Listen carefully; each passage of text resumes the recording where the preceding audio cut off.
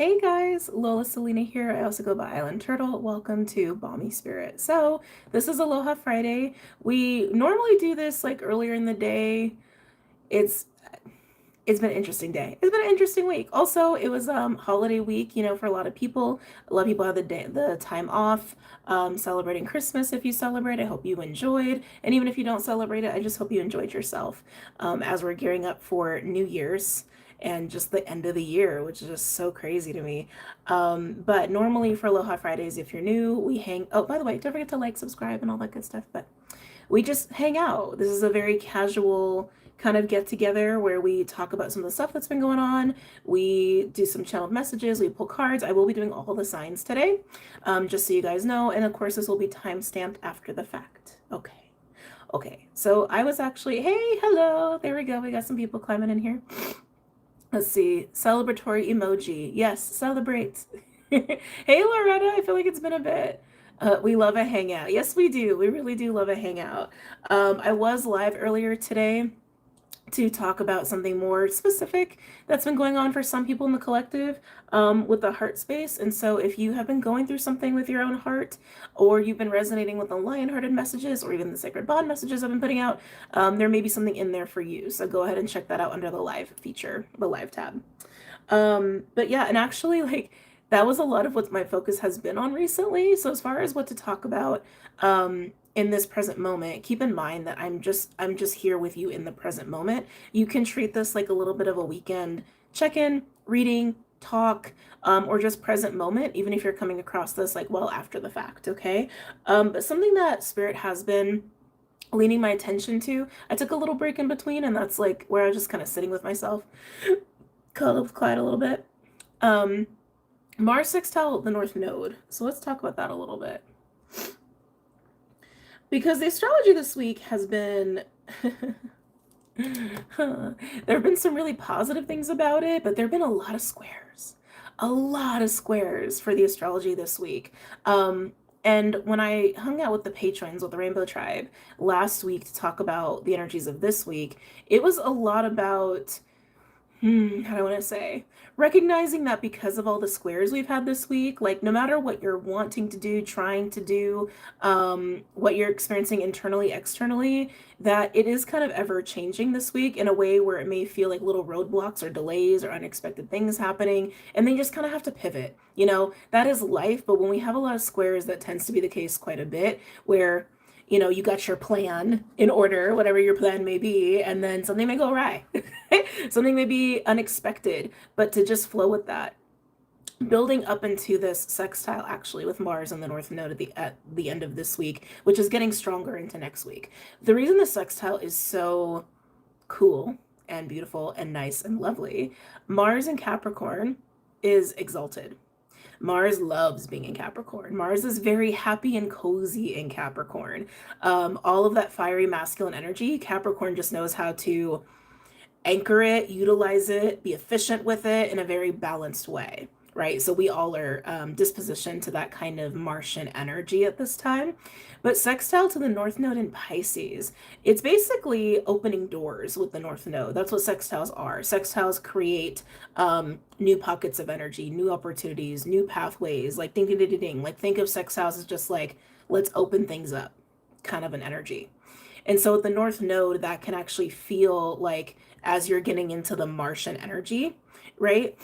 In whatever way you're taking action, that's really what it circulates around.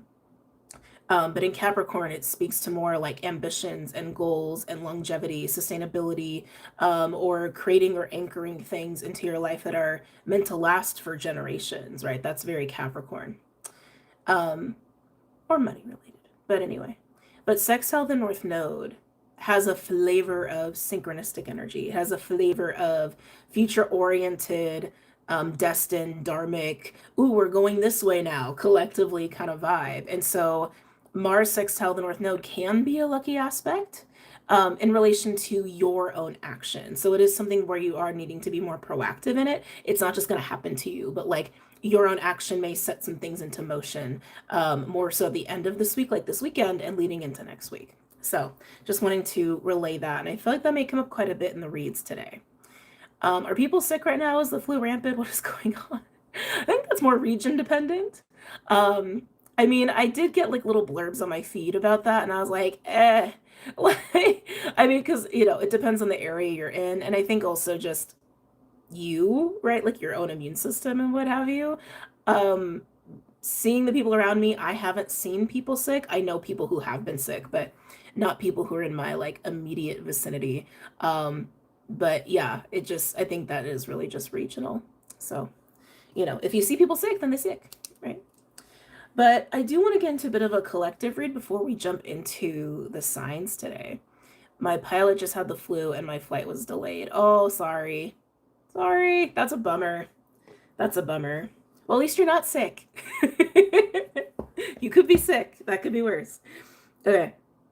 Let's get into the bit of a collective check-in right now. So the Star Codes Astro Oracle really wants to work tonight, and I do have this linked below if you're curious about it. All right. Okay.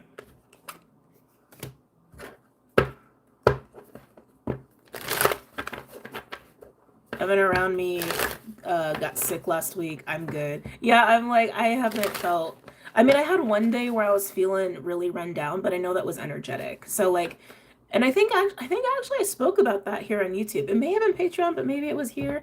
There are, and I, even just speaking to what I mentioned earlier today in the live, that those who are going through this like heart shift right now, this heart expansion that's also related to the sacral and the root chakra, where it's like the heart almost feels like it's really opening and creating a lot of space, may also coincide with the throat for some people. And so, anytime you're going through some kind of energetic shift, the body can take on a lot of things for you. And some people can feel a lot of things like respiratorily. I don't think that's how you'd say that, with their respiratory system, who may go through something like that, but that's not everybody. But, worth mentioning, I suppose. I'm noticing a lot of people doing things and receiving the energy right back quickly. Okay, let's get into this collective read. Actually, you know what? Let me change the timestamp here since we chatted for a little bit. Okay. Getting into the collective read. Any messages or insights for the collective in this present moment? Any messages or insights for the collective in this present moment? For the collective's highest good. Let's see what we got here. Ooh, nice. So let me get a little sip of tea, and then we'll come back up on this. Oh, excuse me. Let's see. Happy Friday. Happy Friday. Hey, Queen Bree. Thank you so much for the super chat. Your vibe and gift. Hold on a second. I'm trying really hard to like it, and my phone is not letting me. There we go. Your vibe and gift has been confirming for me for a few years now, and I want to say thank you. Thank you. Thank you. I appreciate you. So we have Ceres and Pisces. So just speaking to the astrology really quickly that we have right now, Ceres is an Aries and is squaring off the Sun and Venus and Mars. That is a thing. Because Ceres is not like a planet, some people do feel like it doesn't have as big of a punch. Squaring off Ceres, especially being an Aries, even though this is Pisces, we'll come to Pisces in a second because the moon is in Pisces right now, actually. Hold on. Itchy. Having Mars, Venus, and the Sun in Capricorn squaring off Ceres and Aries can actually create a little bit of a conflict of focus, actually. A conflict of focus on self and a conflict on focus on goals and ambitions and more of things that you need to be responsible to, right? Very Capricorn-like things, or even other people. So don't be surprised if that's been coming up for you this week. That is going to be an energy that continues actually throughout the weekend. But having Ceres here with Pisces, like I said, the moon is in Pisces today, and by the end of the weekend, it'll be in Aries. So, just take that information as you will for your own like natal charts. But the moon in Pisces also is creating a conjunction with Saturn. And I will say, when Saturn and the moon get into bed with each other, depending on the sign, it can create some interesting energies. So in Pisces, it can really amp up an isolated kind of energy that Saturn has with the moon, like a lack of feeling understood, a lack of feeling seen, especially by authority figures. But basically, the Saturn comes in and like debilitates the moon a little bit. Not in the traditional terminology of debilitated astrologically, because that's a term in astrology, but I just didn't have a synonym for it. Like it comes in and it shrinks it. It shrinks the moon a little bit, so it can make us feel emotionally dissonant or emotionally lacking in some way, which is why it can create feelings of loneliness or isolation. But especially in Pisces, that void energy, that can really be amped up. So don't be surprised if you, like, even between like yesterday, today, and maybe a little bit of tomorrow, that you may also have some like waves of loneliness, or waves of just like pondering if people care about you or not, or if people are thinking about you or not. And maybe even like struggling with like closing the gap there. But don't get too in the mind about it. Just don't be surprised if that comes up. Um, this is giving me, with Ceres and Pisces, this is giving me self-care. This is giving me choosing the self and going into a little bit of a quiet state, a little bit of a quiet state. And actually, with that Pisces energy, feels very clarifying. And suddenly my heart just said it, like really softened as I said that. Like really softened. So some of you may naturally kind of withdraw your energy this weekend. Some of you may feel like you just need to, or you just should, or again, it may come with those questions of like, am I even wanted in this space? Maybe I should just go be alone, right? Again, the moon conjunct Saturn can create those feelings. But this is feeling like a little bit of a withdrawal. But I feel like it's actually helping the heart to soften, and that feels nice. That does feel nice. I can feel I can feel a wave wanting to come up though at the same time. Like as the heart softens, some sort of clarity is had as the heart softens, is what I'm feeling. And that clarity may make you emotional, or some people emotional. Can I get a third card for the collective?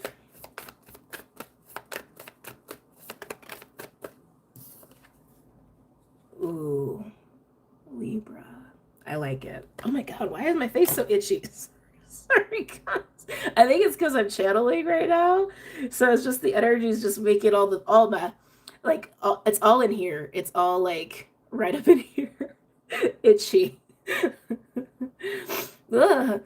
What tea are you drinking? Oh, yeah, dandelion. I'm drinking dandelion tea. I love dandelion. I've been going through it like crazy because like it's a great coffee substitute, especially if you want something like that at night, right? It's like I don't need to be drinking hardcore coffee at night. Like, you know, if you okay, by the way, let's have a little tangent about dandelion tea, and then we'll come back to this, okay? Because I actually think dandelion is something that everyone should know about. If you don't know about it, hold on.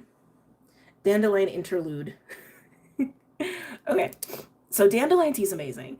If any of you like struggle with inflammation, if any of you are, you know, also diabetic, it's actually really great for diabetics. It's great to like regulate your blood sugar. Yes, thank you. It's also great for the liver. It's great for detoxing. So it's a great anti-inflammatory. It's a great blood sugar regulator. It's also really great for detoxing some of these, how do I want to say? The organs that like are responsible for detoxing, like liver, gallbladder, kidneys, things like that. It's amazing. And it tastes like coffee. You have to get roasted dandelion though, and it needs to be roasted. And if it's not and you're expecting a coffee-like experience, you'll be very disappointed. So when you get it, make sure you get the roasted kind. And if you want it like to really emulate coffee, for my coffee people, put a couple in there. Don't be afraid to like make it real strong. But yeah, I love dandelion tea. I love it. I love it so much. But honestly, I think I love it mostly because I love coffee. So, but that's just me. Mm. Oh, yeah. Won't let me send a thanks. Hey, Rockin' Robin, I saw your comment about that before as well. Thank you for letting me know. Unfortunately, there's nothing I can do about it, which sucks. But I appreciate your efforts and also your attempts to let me know. I've had so many like tech issues with YouTube, especially this last year. And I've just kind of thrown my hands up in the air about most of it. I mean, even like the screen, like on my end it looks normal, but I know it still looks squished on your guys' end. The audio has been really funky for months. Like it's gone in and out on every single live I have. It just kind of is what it is. But anyway, get y'all some dandelion tea. It's amazing. Okay, let's come back to the collective. Oh, perfect. 15-15. Yeah, let's come back to this Libra energy. I'm really happy this is here because it is basically saying, like, withdrawing the energy a little bit, right? One, it's softening the heart, and it is also allowing for some clarity, for some peace. I want to say peace equates to peace of mind, right? Like, the more peace that you're facilitating and nurturing for yourself, the more peaceful your mind is, the more clear your mind is, which I think is also why Libra is here. Libra doesn't have to be about clarity, but Libra is balance, right? Libra is harmony, and I am feeling that here with Ceres and Pisces, getting into that like softer energy. It's allowing for something to harmonize within your system. I'll say within our system. This is a collective reading. And I am getting and making sense of some things. I am getting that too, making sense of some things. Libra can also come with a sense of like karmic justice. Like, how do we balance karma? How do we balance? It's even as I said that, I just got this like wave of emotion here. Some of you, if you do follow this nudge, right? If you, hold up, my internet and others have been interrupted as well. Yeah, it's really annoying. Sorry, let me focus here.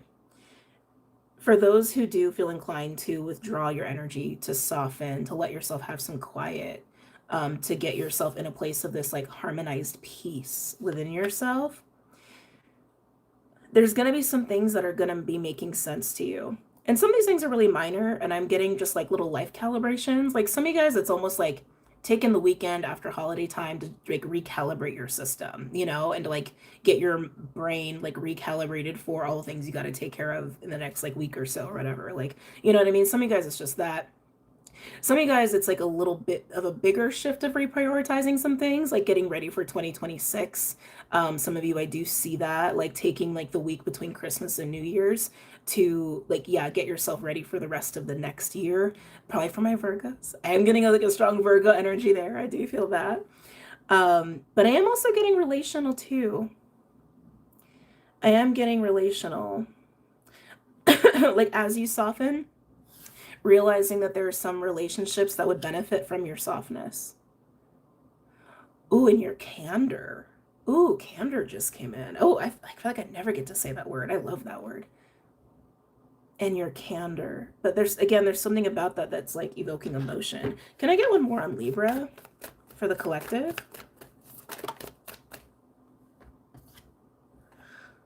Talk about karma. Sorry, you guys can't see that. Pluto. Wow. So like I said, some of you guys, this is minor stuff. Just a recalibration of your system. But some of you guys, this is bigger shit. With Libra and Pluto, like some of you guys may have Pluto Libra. Some of you guys may be, what is that generation? Gen X? Is that right? Gen X, maybe Gen Y? Gen Y, Gen X is coming through with that, with Pluto and Libra. But yeah, for those where there's bigger things that are making sense to you, it's like I almost want to say it softly. It's like there is a little bit of a weight here, but I keep feeling it deep in the heart, like deep in the heart. And it's coming with as you soften. And I feel like it's like reminding me of everything I talked about in the earlier live today. It's almost like this understanding of karma, actually. So the smaller collective of you, where you're going to be having like a bigger realization this week, or things are just making like bigger shits making more sense to you, I'm actually getting like there's a big understanding for yourself of your personal karma. Your personal karma. And what that looks like to really balance with it, what that looks like to really,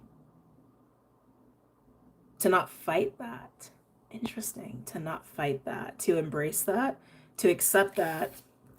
And even in that same vein,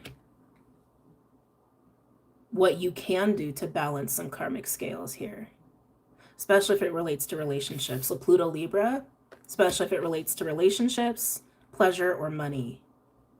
But again, that's a small group of you. And I want to make that very clear. That is a very small group of you, okay? Most of you, I'm seeing taking some time and getting yourself reset, getting yourself reprioritized. Most of you, that's what I'm seeing. And even within that bigger group, like taking some of this like newfound softness and peace into other things in your life, especially relationships, But there is a small group of you, and I do want to say small where it's bigger than that. It's almost like an evaluation of your experience with your karma, understanding it, understanding it, and accepting it. And if you have the capacity to balance some karmic scales here in certain aspects of your life or certain relationships or things with money or things with pleasure, then I do see you doing that. Like some of you, if it's about pleasure, it's definitely about you battling your own, like, no, I shouldn't say battling. Let me rephrase. Let me rewrite that spell. If it's more about pleasure, I do see you coming to terms with that very like carnal part of you, that very animalistic part of you, and why you crave certain things or why you have certain like habits, so to speak, and just making peace with that and like making that a big priority for yourself.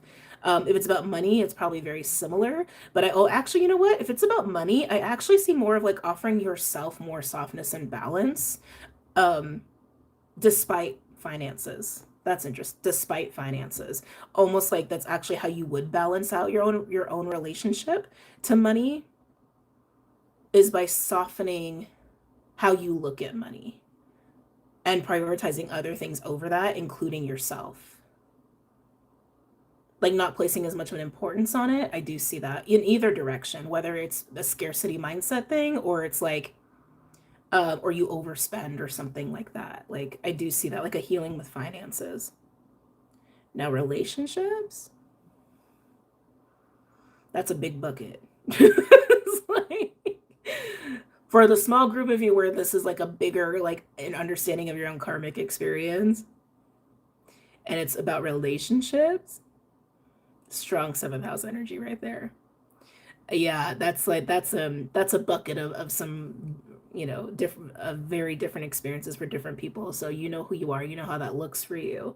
But just a couple things that I'm like literally seeing there. Um, Seeing your, and I do want to say the word destructive, which is interesting, your destructive hand in certain relationship experiences. And others of you, I'm also seeing like the opposite end of almost needing to have a little bit more of that, like, oh, like, you know what I mean? A little bit more of that, like, edge in relationships, to not be as soft, actually, at times. To have proper boundaries, that's a huge thing coming through all of a sudden, proper boundaries. But the word forgiveness is also coming through. Ooh, for those in that boat, I'm also getting, there's a seeing of a family pattern and seeing like maybe how you fell into the trap of the pattern. And this pattern feels really specific. And like I'm doing this, I can hold it. I can like hold it in my mind's eye. Like misplaced anger. That's what I'm getting. Something about misplaced anger. Um,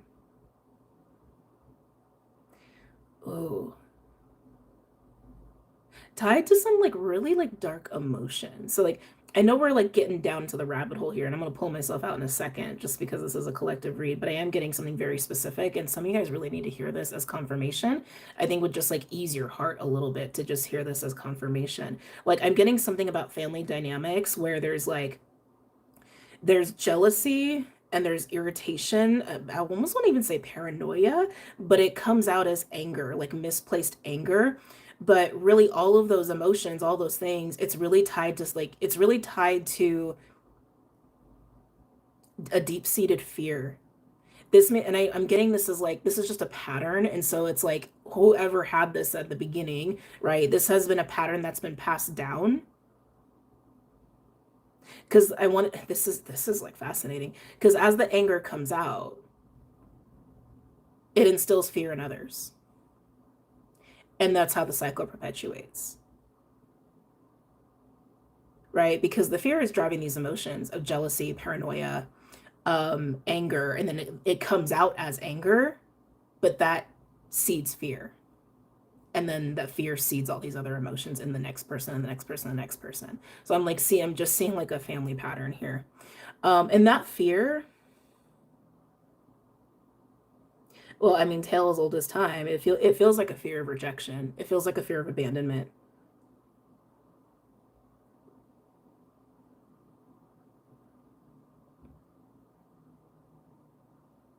A fear of being cut off. I almost want to say a fear of not having this kind of like Libran balance, actually, is how it's coming through. Like not being accepted. There's so many ways this can come about, and I'm not a psychologist, but it's just how it's coming through. Anyway, let's pull out of the rabbit hole. Whew, let's come out of that. But yeah, that's some of the collective energy we have in this moment. So take this time, even if you're just resetting your system, if you're just reprioritizing, giving yourself a little bit of downtime, it's going to help you to like reestablish some harmony and some internal peace here. And yes, that may also come with some clarity about some things. And for a very small group of you, these are like bigger karmic things, okay, that you're going to be finding a way to balance or make peace with. All right. Okay. All right. Let's get into signs. We're going to do fire first. Is this correlated to Jupiter retrograde in Cancer with these patterns and family issues? Not necessarily. I would actually think that like for the, God, this is getting my astrology brain. So first of all, Jupiter retrograding in Cancer obviously brings up family themes, but everyone's journey is different. Everyone's priorities are different, and everyone's, I don't know if I just said it, but like everyone's charts are different. So like, for this to be coming up, the Libra Pluto, in terms of like these bigger karmic things, I would imagine there would have to be something going on with, and it could be coming up in many, many ways. Okay. This is like the beautiful thing about astrology. It's so intricate and beautiful, but so nuanced and so varied. So just off the top of my head as an astrologer, if you're in like the smaller group with the bigger karmic things, there's probably something going on with your 4th house, your 8th house, your 12th house. There could be something going on with your Venus, your North Node, your Chiron.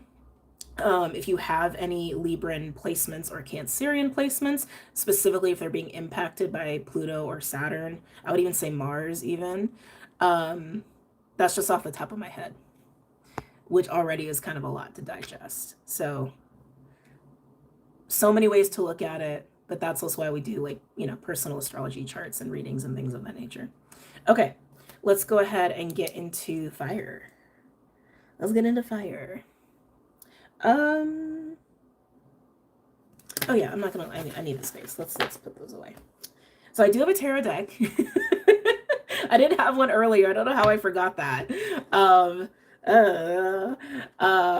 But I do want to pull cards for the element, and then we'll pull cards for the actual signs, okay? For fire, where are we going with fire? You know what? I love this deck. I really do. Cool, okay, thanks. Yeah, no worries. Okay. Fire signs. I still need to check if this is linked below. It may not be. But this is the Mystic Shaman Oracle. Freaking love this deck. This is the pocket version. I have the bigger version. The bigger version was my very first Oracle deck that I bought like 7 years ago. So crazy. 7 years ago. Anyway, what's going on for my fire signs? So again, you can treat this as just a weekend reading or just a check-in because these are timeless. Okay. Fire signs.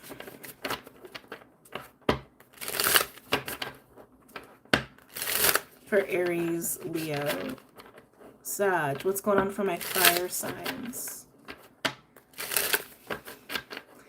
Definitely getting a frustrated energy, but like, I don't like, more like restless than frustrated. Horses may be really significant.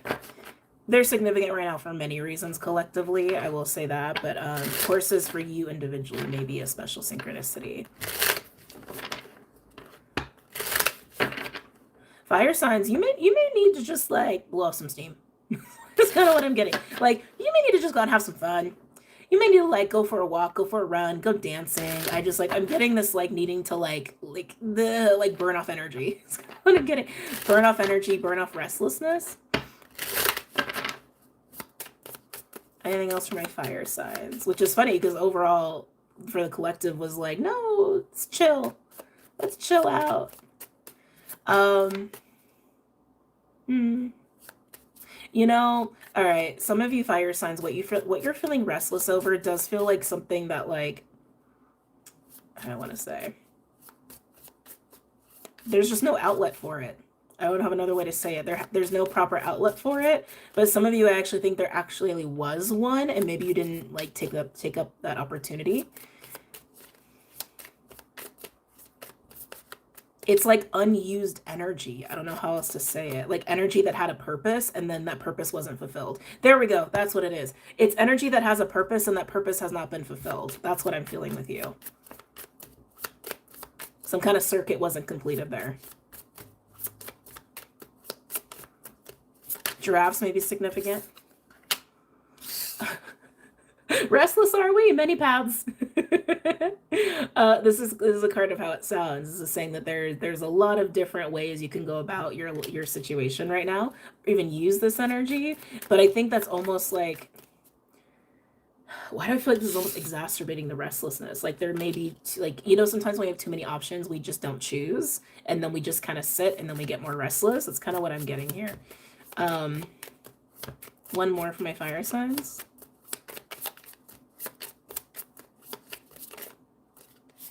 Ooh, yep, purpose, Earthkeeper. Now, because this is a general reading, I'm just going to keep this card to the realm of purpose. But specifically, this card speaks to a purpose of with nature, a purpose with nature, a purpose with the environment. Very, very specific card. But because, again, like I said, this is general, and it's kind of what I was getting with you already. You have some sort of like energy in your body, in your system, that does have a purpose. It's just not being utilized for that purpose or utilized at all. So it's creating this restless kind of energy. And some of you are restless because maybe you do kind of know what you want to do with it, but there's just like going about it or logistically just like is, it's like that. Like that's how the energy feels. Like too many ways to go about it. Too many ways to go about it, or some of you are actually genuinely like not sure what to really do with it, but it's energy that's tied to a specific kind of purpose. And even when I say purpose, it doesn't have to be calling or mission. Like a purpose is like why do we have light bulbs? To light the room, right? Like that's the purpose of a light bulb. Whatever this restless energy is, it has a direction it wants to go, and this is you not really utilizing it in the direction it wants to be taken. Make sense? Okay. You're very interesting. We do have sacrifice at the bottom. Ooh, Jaguar.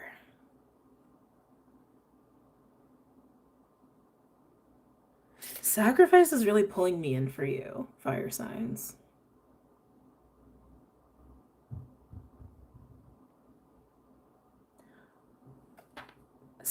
Okay, words. I know. It would help if I was telling you what's coming through me right now. Sacrifice is a card of letting something go, right? Let something go, either detach from it, forget about it, or like very physically release something. And sacrifice is the practice of making something sacred. So it'll come back to you if it's meant for you or in a sacred way. And you know what, fire signs, I'm wondering if that's adding to the restlessness. It's giving me the feeling like you've tried to detach from this. But it's not my place to say you weren't meant to. That's not my place to say that. But I am wondering if you're wondering that, if it's something that you really should have detached from or given up. What's meant for you is what's meant for you, sure. But this restless energy is telling me to take action, right? It's telling me that your system is saying, no, we want to do this. You know? Interesting. Yeah, fire signs. I just keep getting this over and over. It's like, I think you have attempted to detach from something, not place so much significance on something, which I think, like, for the most part is a really healthy practice. But I just keep getting that if you are still feeling really restless after attempting to detach from something or attempting to let something go, that energy is like talking to you, like your own body, your own energy is telling you, like, no, we should actually just act. Instead of detaching, we should take some action, being the fire signs that you are.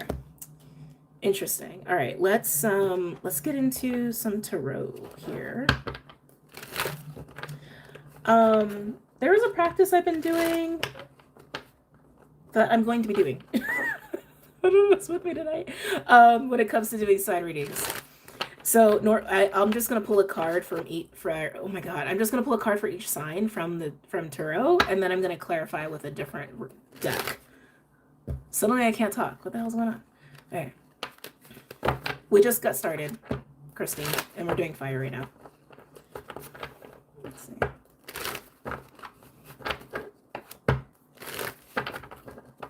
Can I get a card for Aries? Can I get a card for Aries? Aries, you got 2.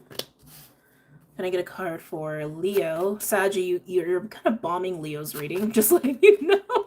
You're kamikazeing Leo's reading. So there could be something with Leo and Sag right now. Leo. Saggy, wait your turn. Leo. Can I get a card for Leo, please? Wow, Saggy, your energy is strong. Can I get a card for Leo? Okay. Can I get a card for Sagittarius? Now that we're back to you, can I get a card for Sagittarius? I think I actually have to go and get another deck to do what I want to do here. Can I get a card for Sagittarius? Saggy, rubies are coming up for you. The crystal stone, rubies. I don't even, is that your birthstone? I don't think it is. Actually, that might be Leo's now that I think about it. Interesting. Let me get another tarot deck. We'll be right back. Okay. All right. Let's get into Aries. Aries, let's see what we have for you. Oh. Okay, Aries, I see. Aries, you have Page of Swords and the 7 of Cups. 7 of Cups is really giving me that many paths that came up in the overall for fire. And the Page of Swords, though, I like, oh, this feels restless. Oh, this feels so restless. A couple things that are coming through here. In the Page of Swords energy, Page of Swords is observant. Page of Swords is, let me learn, let me analyze, let me gather information, let me make sense of things, let me make sense of things, let me make sense of things. Because with the 7 of Cups, I do feel like you are, like, you're a little overwhelmed. I want to say to see the concrete path. It feels very fluid right now. It's like whatever you're trying to plan, make sense of, very fluid, very murky. There's like no structure around it whatsoever. So like you are in this like analytical mode. You're like, I will make sense of this shit. I will make sense of this. I will understand what's available to me. I will understand how to navigate this. I will understand. I will understand. I will understand.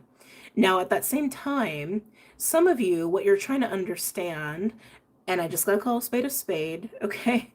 What you're trying to understand is something that stirs you up emotionally, and like it does kind of give me the vibe of like, if you're dealing with anybody, like Page of Swords energy, you could just be like having your eyes on them. You don't have to be stalking their social media or anything like that. Like you could just be like really thinking about them quite a bit, and it's stirring the 7 of Cups for you. Almost like you're being pulled in to think about somebody. That this is specifically for those where it's about a person. Most of you, it's not about a person, so take it as you will. But for those where it is about a relationship in your life, it's almost like you kind of have eagle eyes on it. Like eagle eyes on the situation, eagle eyes on this person, not literally, metaphorically. Because you're feeling some things and like you don't know what to make sense. You don't know how to make sense of it. And you want to make sense of it, of what you're feeling. That's what I'm getting. Let's get some more cards.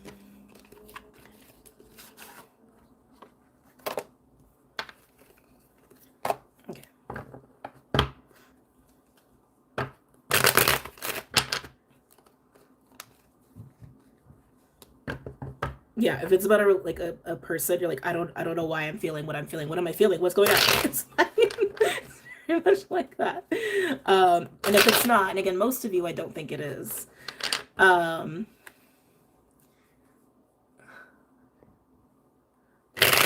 Anyway, most of you, I don't think it is about a relationship. Most of you, I feel like you are trying to see a very concrete path to something, and your energy is driving it. Your own fire is driving it.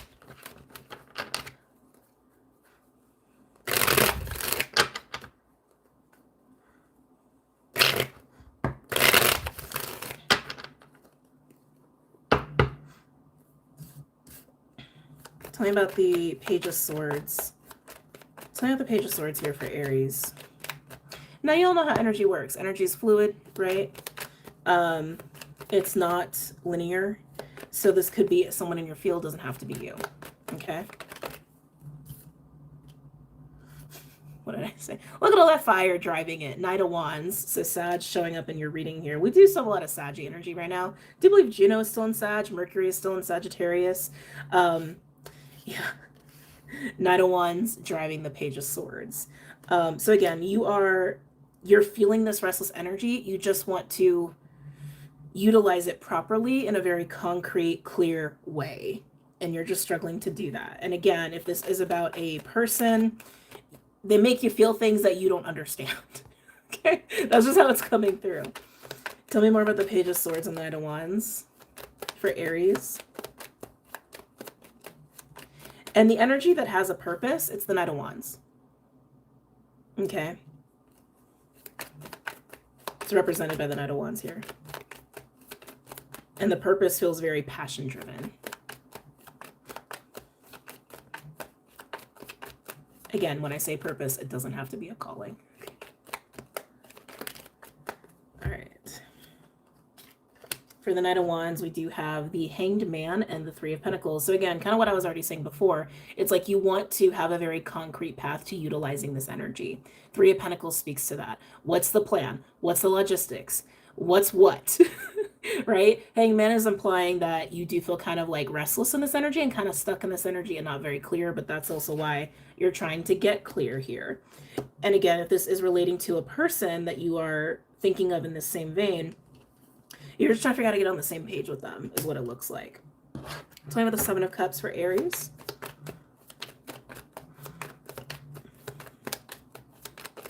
Tell me about the Seven of Cups for Aries. Oh. If y'all don't run, maybe you should go for a run. This energy is a lot. There's a lot of energy, Aries. But granted, I'm a hardcore water and earth sign. So I don't have this kind of fire that I deal with regularly, like some of y'all fire signs do.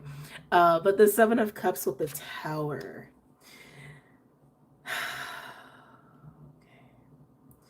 The Tower is giving me an unexpected volatility of how this surges through your system. This kind of restlessness, it just feels like it just hits you like a ton of bricks. Tell me about the Tower with the Seven of Cups. I think you're going to make sense of this. I think you're going to find a way to utilize this energy. Tell me about the Tower with the Seven of Cups. Did I take that? No. Thank you.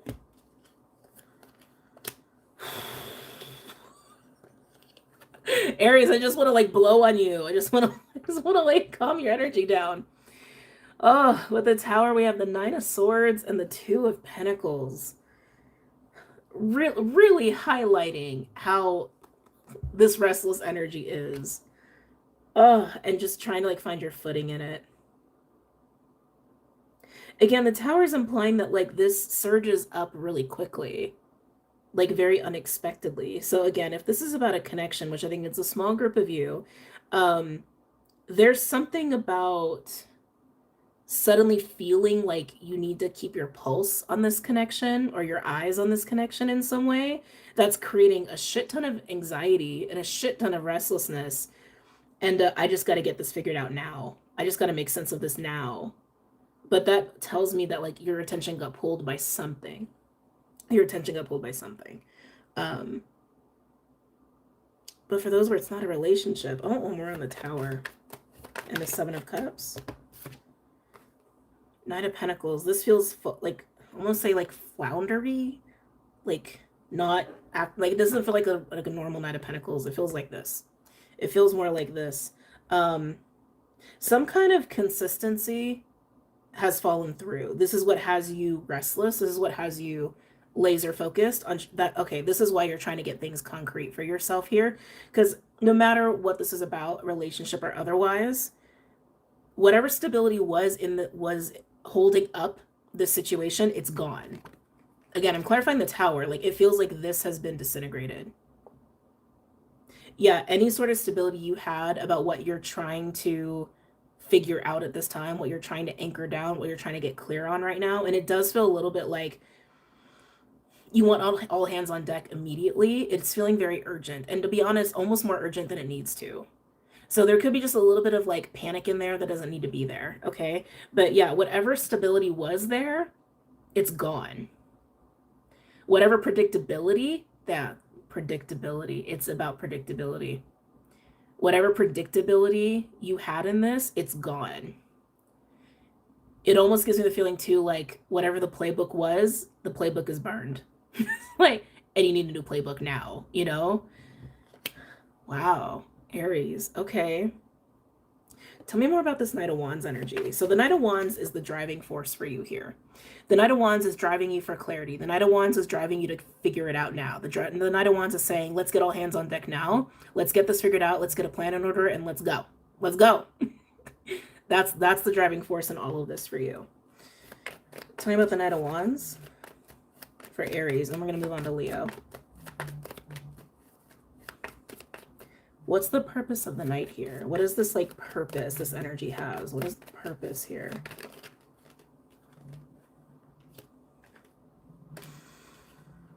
I want to say just to get out of the discomfort of this right now.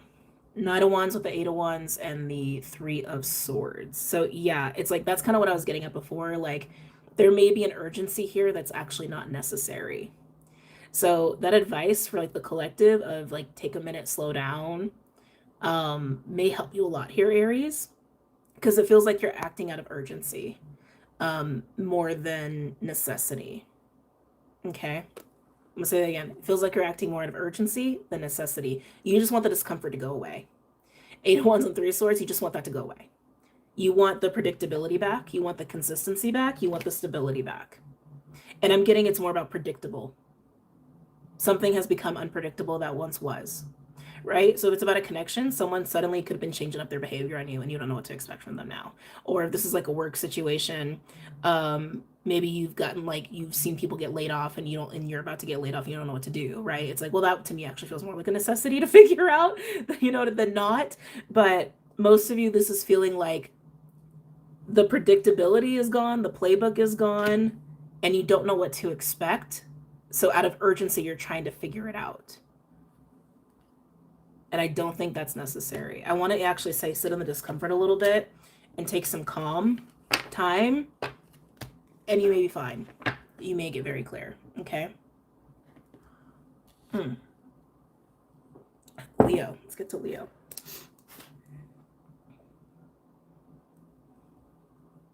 Okay. Leo. Oh, Leo. We have the Empress. Oh, that's nice. What a great card to start with. Pure Venus energy. So Libra, Taurus could be important for you. Empress usually sits pretty. Okay. This is giving me very relaxed vibes, very receiving vibes. You could really be chilling out after the holidays. I do find that Leos are one of those signs that, like, when you want to relax, you relax. You go all out when you're taking some time out. That's kind of what I'm getting here a little bit. But let's pull some cards. Tell me about the Empress for Leo. Hold on, they're stopping me. Yeah, flow. I'm hearing flow. Something's flowing.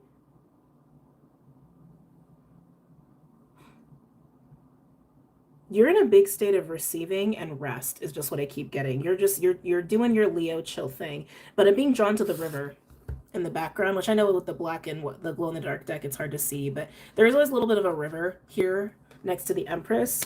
And I'm really being drawn to that for you. And it feels like something is flowing to you. And I think you know that. I think you know that. Some of you, what's flowing to you is just rejuvenation. Okay. Oh, see, look at you. Look at you.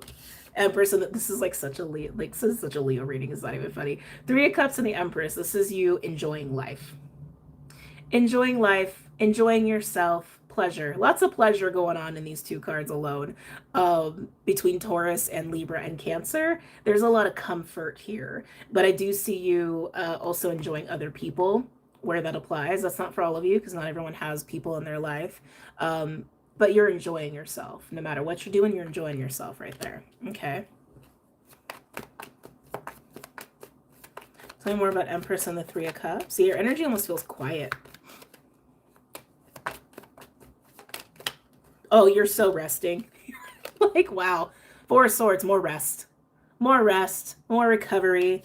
Some of y'all, this is like a spa day. This is a day at the beach. This is a day at the lake. This is like, you know, this is like, oh, maybe I'll sleep until 10. Maybe I'll have brunch. Maybe I'll take another nap. Leos, y'all like to nap too. I've never met a Leo who doesn't love a good nap, which I find hilarious. But anyway, yeah, you're very much just resting, rejuvenating, taking care of yourself here. Okay. And if there are people involved, I do see you enjoying people, but then taking time for yourself too. And then with the Four of Swords, we have the Ace of Swords, which is nice. So yeah, Leo, it's almost like your best medicine right now and any path to any clarity you would need for anything is fun, rest, rejuvenation, taking care of you, pampering yourself. Let's look at the Ace of Swords. Tell me about the Ace of Swords. And in fact, thank you. I do actually see you, Leos, prioritizing rejuvenating relationships versus ones that are maybe a little bit demanding. Excuse me, or a little bit draining. Because I just got the word separation. So again, prioritizing people who nurture you, who revitalize you, but you may also be taking time out from people who don't. And maybe getting very clear on that too. Seeing that for what it is. Tell me about the Ace of Swords for Leo. Get you some chocolates, some berries, some brie. Get you a nice charcuterie board and some PJs, maybe a nice little face mask. Just enjoying yourself. Tell me about the Ace of Swords. Ooh. Oh yeah, look at that. Look at what you're getting clear on, Leo. Five of Wands. So again, you're getting very clear on who's like nurturing and revitalizing for you and who's not. Some of you are getting really clear too as far as like people who want to compete with you. That's coming through really strong. Five of Wands is the explicit competition card. And the fact that you're embracing the Three of Cups tells me you're not pushing people away. You're siphoning through, right? Who's really for me, who really wants the best for me, and who doesn't. Like, you're not about the drama. You're over it. You're done with any drama. You're done with any strife. You don't want nothing to do with it. You're Empress. You want to stay in Empress mode. And Empress doesn't do drama, right? That's what I'm getting with you. Tell me about this Five of Wands. That's even more interesting. Five of Wands and the High Priestess. Let me get one more on that. Because that almost gives me, there's a couple things coming through with that. I am also getting like anything that you invest in that can breed the Five of Wands, you're also realizing that about yourself and cutting that out. Like any ways that you even make your own life harder, you're like, no. No. Tell me more about the High Priestess and the Five of Wands. Tell me about this High Priestess energy. Two of Wands. Leo, I feel like you're doing things really differently. Some of you guys are doing things really differently. Like you're choosing just the easier way, not the harder way. No matter what sacrifices that comes with. Because again, this is what you're getting clear on. Five of Wands, High Priestess, and the Two of Wands. Some of you may feel like you've really been fighting yourself over a certain direction. And taking this time out, having fun with yourself or the right people, even just having little spa days or whatever, relaxing, true rest, it's giving you all the clarity you need about that kind of a pivot. If you have been struggling with yourself on that or fighting yourself on what direction to take certain things in your life or even certain relationships. That High Priestess is still screaming at me though. Tell me more about the High Priestess here for Leo. What else is going on with this High Priestess energy? There's something with this High Priestess energy that's feeling really psychic to me. And I'm almost wondering if for some of you, you do have a psychic connection with somebody. And maybe it hasn't exactly been the greatest experience. Tell me about the High Priestess.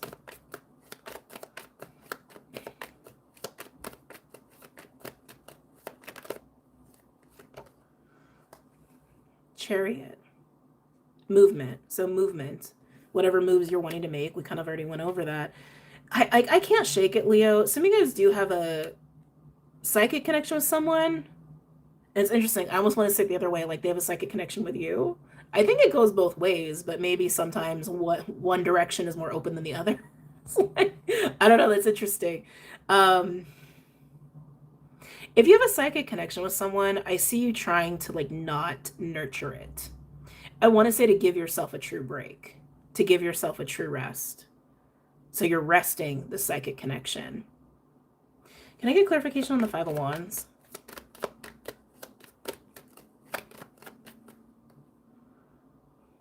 That High Priestess is like, it's like keeps pulling me back in. Tell me about the Five of Wands here.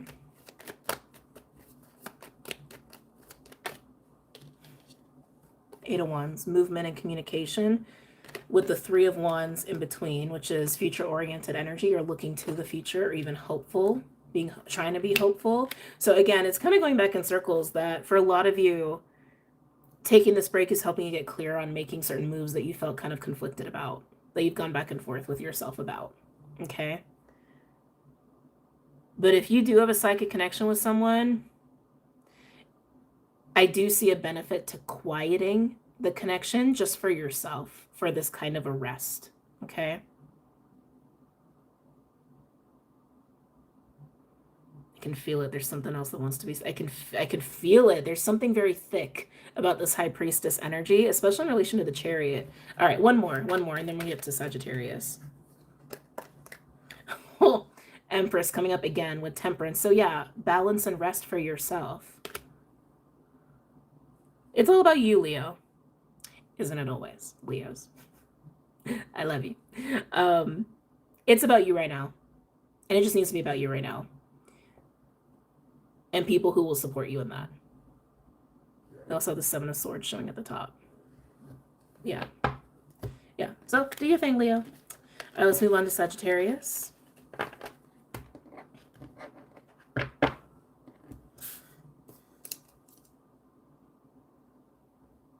Oops. Okay. Oh, wait a minute. Okay. Saggy. Go big or go home, huh, Sag? Wow. Didn't you get this card recently in this kind of a fashion? I feel like this card has been with you for a bit. The World card. Saturn energy, fixed energy. The world is a big deal. The world is no joke. This could be pertaining to foreign and international affairs. This could be pertaining to social media connections. This could be pertaining to a massive shift in your life or a massive closing out of some lessons for you. Karma. Okay.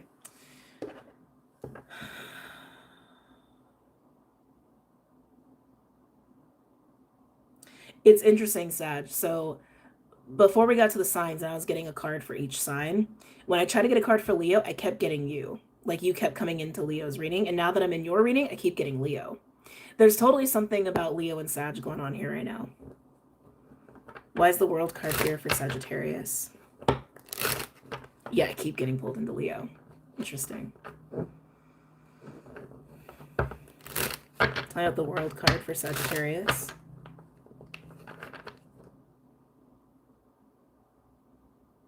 Just got drawn to Lilith.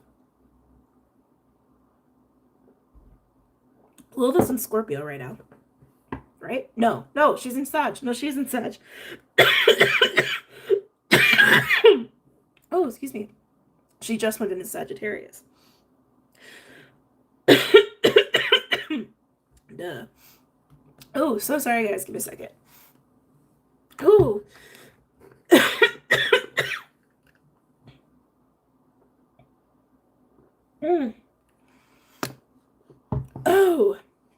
Wow.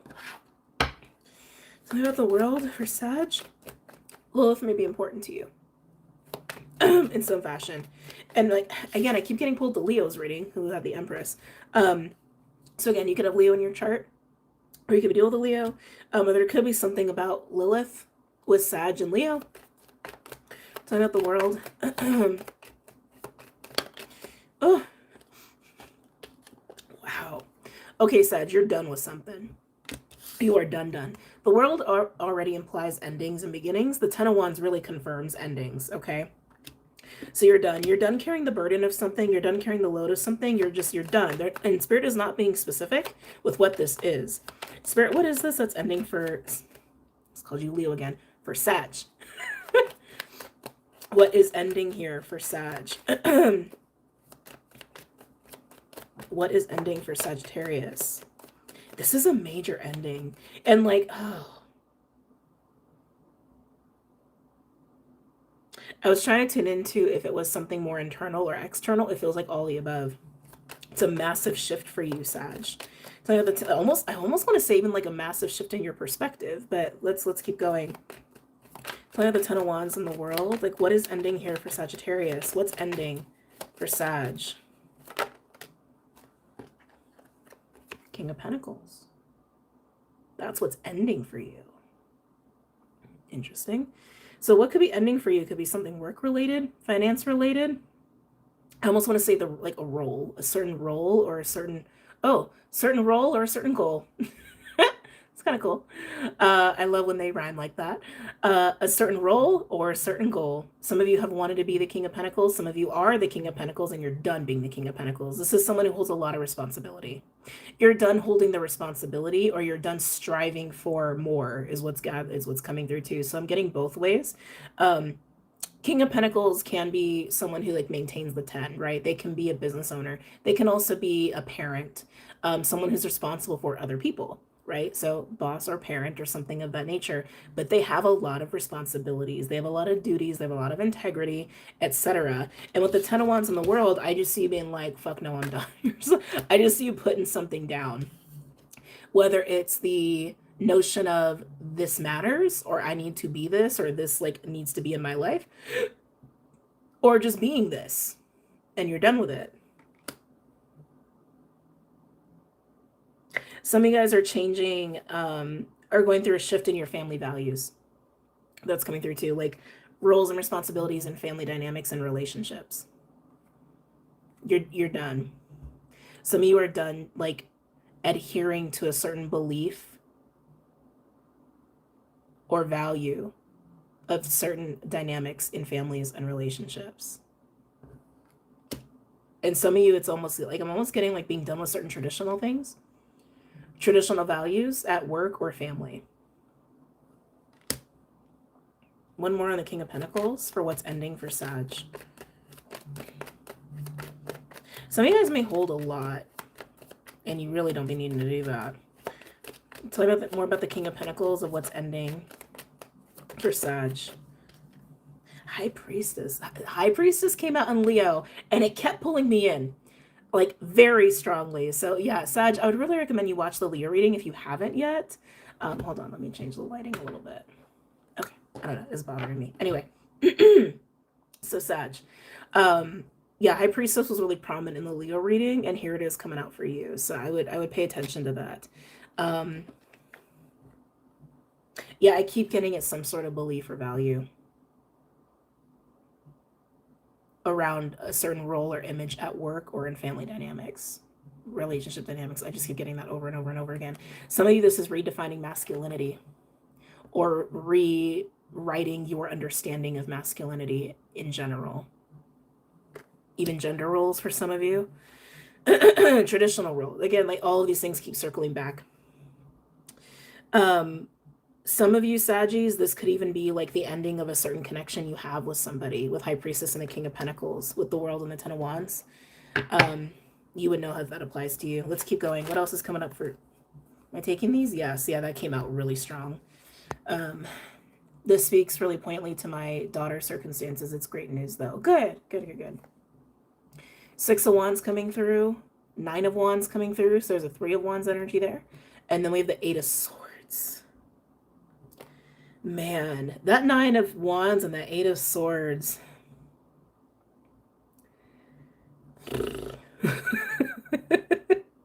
It's like, it kind of feels like the weight that you're dropping, to be honest. So the Six of Wands is being seen, witnessed, victorious. Could even be like wanting to be popular. But I am getting like a movement with the Six of Wands, even though it's mostly about winning or being seen. This is something that you're moving into once the World and Ten of Wands closes out and you close this out.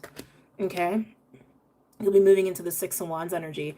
But the Nine of Wands and the Eight of Swords around it tell me that you've actually been blocked from the Six of Wands energy because you haven't dropped this yet. And once you do, it's like something's going to open up for you. Yeah, once you do, something's going to open up for you. Tell me about the Six of Wands. Let's see what that is for you. Five of Wands on the bottom. Lots of fire. Shocker. I'm a Sag reading. Tell me about the Six of Wands for Sag.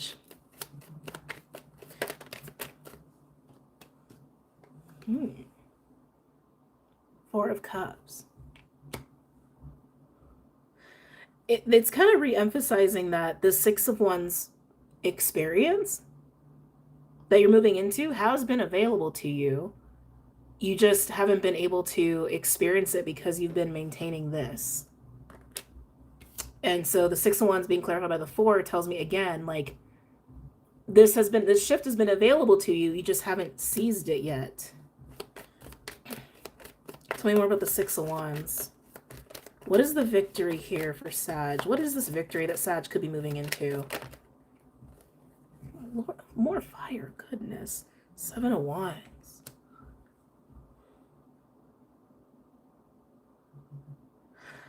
It keeps going in circles, Sag. You've been blocking yourself from this. You've been blocking yourself from this forward movement because it's been hard for you to let go of this. These values, these beliefs. Some of you a person. Because even with the Four of Cups and Seven of Wands, that says like, no, I'm going to hold strong. I'm holding to it. I'm holding to it until like you just realize you really can't. Like, one more on the Six of Wands, because some of you, like a lot of you, I would say these beliefs are just not natural to who you are. They're not actually aligned to who you are. Yeah, they're not aligned to who you are. Tell me more about the Six of Wands. Yeah, Chariot.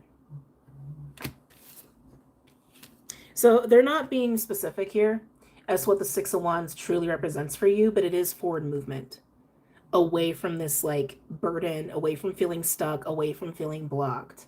It is also being seen and being witnessed. But again, it's like you have been blocking this out when you could have been the Chariot to just make it happen for yourself. So I do see you making it happen for yourself. I do. But it's only when you decide to see these beliefs for what they are and their lack of alignment to you, and actually just like how much it's burdening you. Like that's what I keep getting. Like this is actually like a weight on your shoulders. Certain beliefs or values around masculinity, around patriarchy, around family, around your role with people, around work, around money, around tradition. These are the different themes I'm picking up on. And it's just been adding stress that you don't need to be carrying because it's not for you anyway.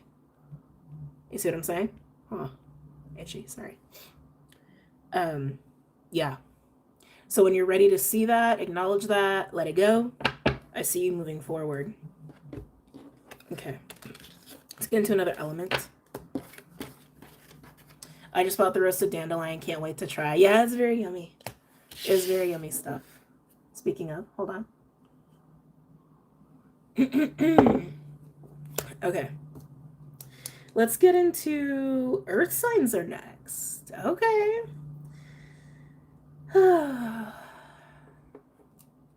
Earth signs.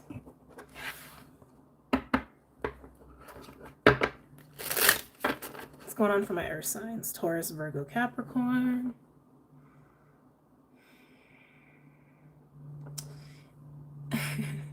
Big bulky animals are coming up.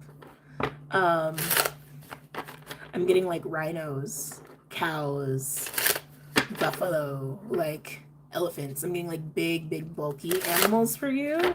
Sturdy, powerful animals that shake the earth. Coming through for you. Okay. Are you needing to shake the earth? Is that what's going on? Earth and fire feel important for you as elements. All right, earth signs. Messages and insights for earth signs. Taurus, Virgo, Capricorn.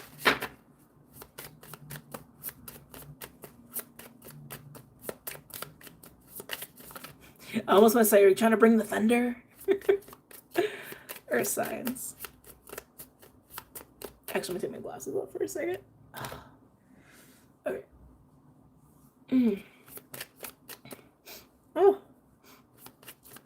Earth signs.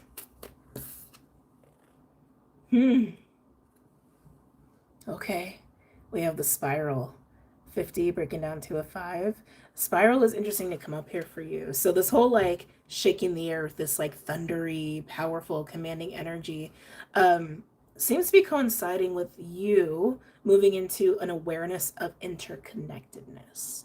So what I mean by that is it's an awareness of, well, of all things. It's an awareness of the I am presence. It's an awareness of cycles and energy flow, how things move, why things move the way they do, how your role in it, how it influences you. Like, again, interconnectedness, right? So this like thundery energy, these like big bulky animals, it is making me wonder if, how do I want to say this?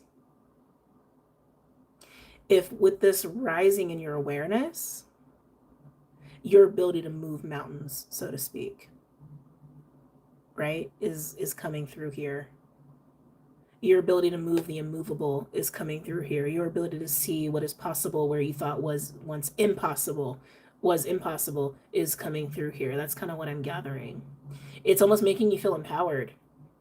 Having this awareness of interconnectedness and your ability to navigate that as a divine being, it's making you feel powerful. For my mystics, oh, I'm excited for you. You're about to become very aware of how easy it is for you to manifest, and that you've been manifesting, but now you're more aware of how you've been manifesting and why you manifested certain things. Yeah, some of you, like, I really want to say, like, you can move mountains, not literally, metaphorically. You can move mountains. You can move the immovable with this awareness. Can I get another card? This is like so interesting. Can I get another for earth signs? Can I get another for earth signs? For Taurus, Virgo, Capricorn? Oh, yeah. Wow. Mystical shaman is coming through here. Yeah, okay. So earth signs, while this is a general for earth signs, and I know not all of you identify as mystics or seers or healers or shamans or what have you, I feel like I'm speaking to a lot of you, though. I feel like I'm speaking to a lot of those kinds of people right now with the spiral. And I wanted to say the magician and the mystical shaman. This is totally a rising in your awareness of all of these things. Interconnectedness, how energy works, how energy flows, seasons, cycles, ebb and flow, manifestation, co-creation, all of the things, okay? All the things. And it's making you feel empowered. Some of you with this like thundery energy could be going through activations. And so I did talk about that earlier today with like the heart stuff that's been going on in the collective. Not for everybody, but some people have been experiencing that. You may resonate with that, so I'd watch that if I were you. But wow. Wow. Okay. Mountains are moving. I'm making sure of it. I know, CJ. I know for you. I know, yes. For you, absolutely. All right. Let's get some cards out here for the signs. And then we'll get into the sign readings.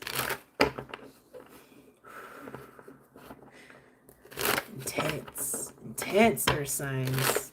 I mean, I do feel like I am like, you know, a light worker for other light workers. I do feel that way. Excuse me. So, you know, a lot of my reads do kind of lean into the mystical, into the metaphysical.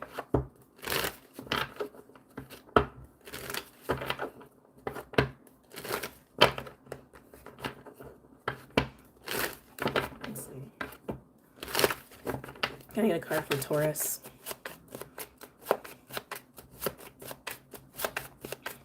Can I get a card for Taurus? Earth signs. I feel like you're about to make some big fucking change, man. Like you're gonna make some shit shake. Like, is kind of what it's coming through here. Can I get a card for Taurus? It's got me on the edge of my seat. Yeah, it's like, yeah, there's a charge in your energy, and it's like, it's making me excited. So maybe this can just be adrenaline. Can I get a card for Taurus? Okay. Can I get a card for Virgo? Oh, can I get a card for Virgo? Oh, you couldn't sleep last night? Definitely watch the live from earlier then. Yeah, I didn't sleep at all last night. Way too much energy coming in. Way too much. And I was like, all right, I guess this is how I'm spending my night. I guess this is what it is. Can I get a card for Virgo? Can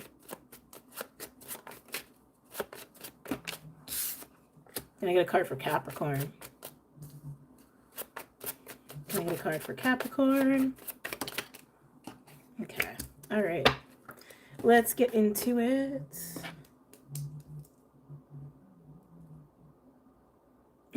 Stay tuned. It's about to be some real shit getting sorted. Okay. Okay.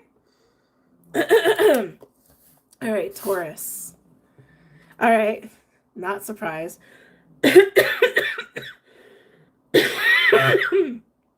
Oh, excuse me.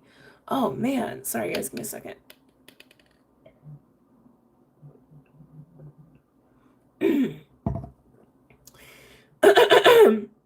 Taurus, you are investing a lot of your energy into something. You're very focused. I want to say it's like you're almost on a mission for some of you. Something's got your attention and you're just deep in it. You're deep in it. You're putting energy into it. Some of you are actually creating something, but the Eight of Pentacles always goes to the 10. So whatever you're doing, like, you mean business with it. Okay. You're pretty serious about it.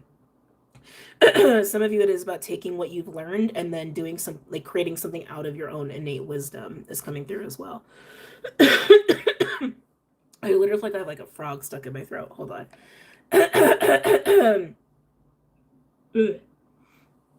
Okay, let's get some cards.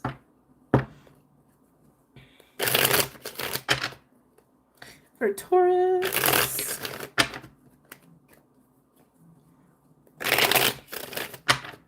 For Taurus. Okay, so I have the Eight of Pentacles for Taurus. Okay. We have the Hierophant. So yeah, you are very dedicated. Okay. Very dedicated with the Eight of Pentacles and the Hierophant. Hierophant is duties, responsibilities, contracts, obligations, things of that nature. Some of you are almost so dedicated. It's because of some like really strong like faith or beliefs or values you have that are driving your work ethic right now, or driving like your focus on this right now. Like, you have a high level of belief in what you're doing. There it is. You have a high level of belief in what you're doing right now. Talking about the Eight of Pentacles and the Hierophant. Oh yeah, and you, wow. Seven of Wands. You ain't letting nobody distract you. You are being your Taurus self. You're being very like, nope, this is what I'm doing, and this is what I'm doing it my way and on my terms, and that is what it is. I love you, Taurus. I do. I'm just getting like, you just believe in what you're doing, and you just have a high level of faith with it. Like, you would stand up for what you're doing. Yeah. Tell me more about the Eight of Pentacles. Not even tell me what it is. Oh. Well, that just got interesting. Six of Cups. Why is the Six of Cups here with the Seven of Wands? Are you pushing people away? Ooh, are you pushing the past away? Oh. Taurus. Okay, first of all, I want to say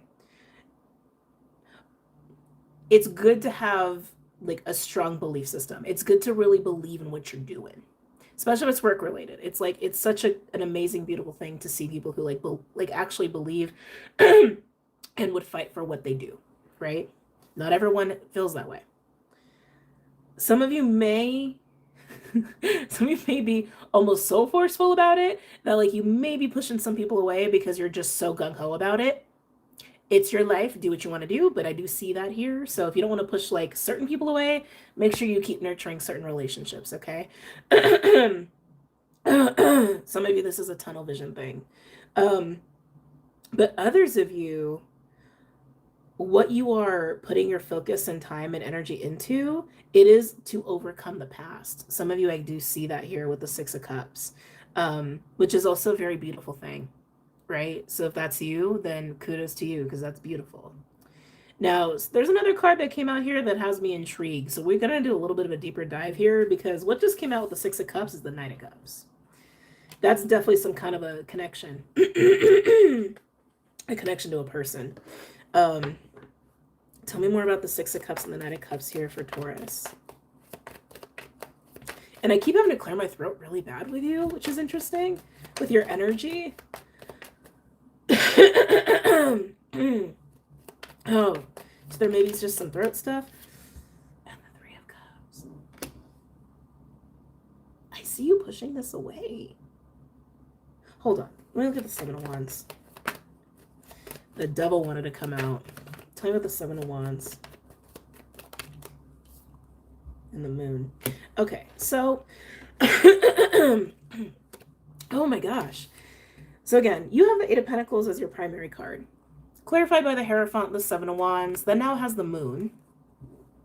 But the Six of Cups came after the Seven, with the Knight of Cups and the Three of Cups. So again, some of you guys are pushing some people away. Absolutely, I do see that.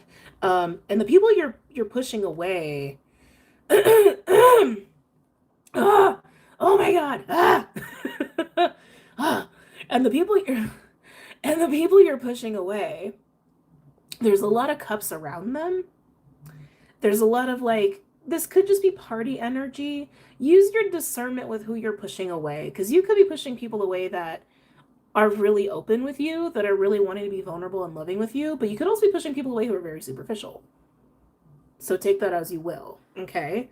But the Seven of Wands with the Moon, it's like you're in like a high level of protection of what you are so focused on and what you believe in so strongly, which is not a bad thing. I almost feel like you're pushing away fear. Like you're trying to push away illusion. You're trying to push away bullshit. You're trying to push away shadow and secrets.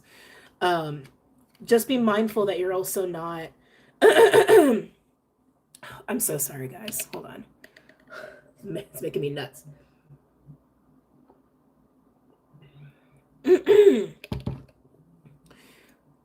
Just be mindful that, like, you don't get so about what you feel so strongly about and, like, in what you've been focusing on, that you actually lose your sense of empathy. That you actually lose your sense of emotional connection to people because you're so caught up in the purpose or the intention or your goal or whatever here, okay? Because I do see for some of you, this is even translating as like pushing away emotions. And maybe even people who want to share in those emotions with you. So be mindful of that, Taurus, okay? Use your discernment. All right, Virgo. Happy holidays. Hi, Lois Lena. So glad I'm catching the live. Hi, glad you're here. All right, Virgo. What's going on for my Virgos? Ooh. Virgos, you have the Two of Pentacles.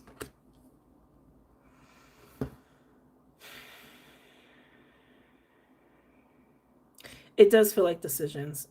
I like to sit with the Two of Pentacles sometimes because it is Capricorn energy, but it can be about balance. It can be about harmony, but it can also be about juggling. It can like take it on too much, or decisions. And I am feeling decisions, and I am feeling juggling actually, and not like juggling people. Like I'm not feeling that. I'm feeling like trying to balance, but maybe struggling a little bit. Like you got a lot going on your plate right now.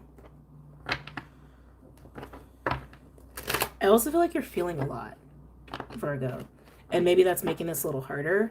It's almost like you have some things, like you have a lot of things you're trying to tend to in your physical reality, but you're also feeling a lot at the same time, and I think it's making it harder to balance yourself here. Maybe even making you question some things that you're juggling. Yeah, yeah, yeah, Virgo. So life is lifing, as it does.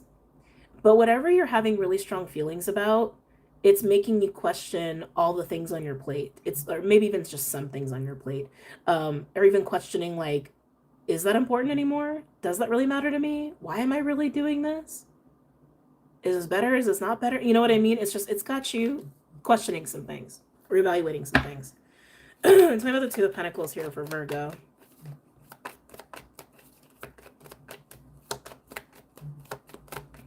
Tell me about the Two of Pentacles for Virgo. Yeah. Nine of Swords and the Queen of Wands. All right. So I like that the Queen of Wands is here, actually, over the other queens, because I keep feeling like you're feeling a lot. The Queen of Wands tells me you're sensing a lot. And that can come in a multitude of ways. That can be emotions, that can be intuitive sensations, that could be somatic, like your body's talking to you a lot, about what's on your plate and about maybe some things that need to shift. Hence why the Nine of Swords is here. This is your worry about it. This is your awareness peaking about maybe a need to shift your balance here, so you can actually balance more.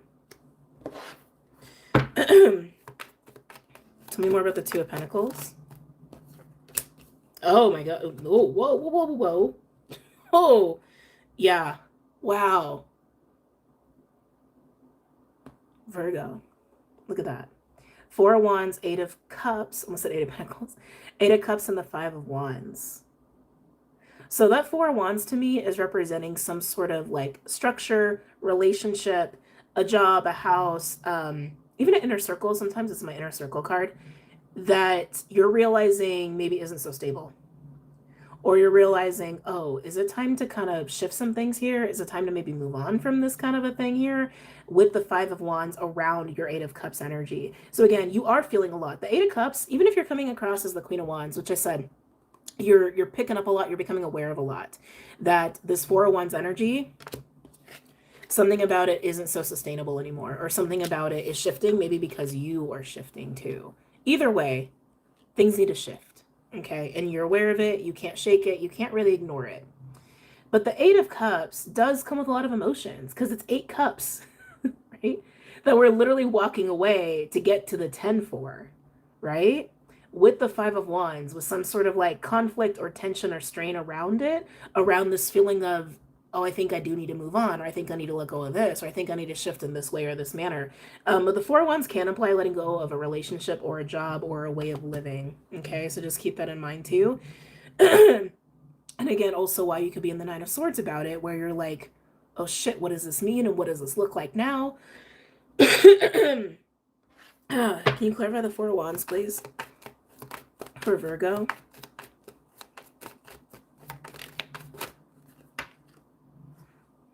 Knight of Wands. One more on the Four of Wands and the Knight of Wands, please.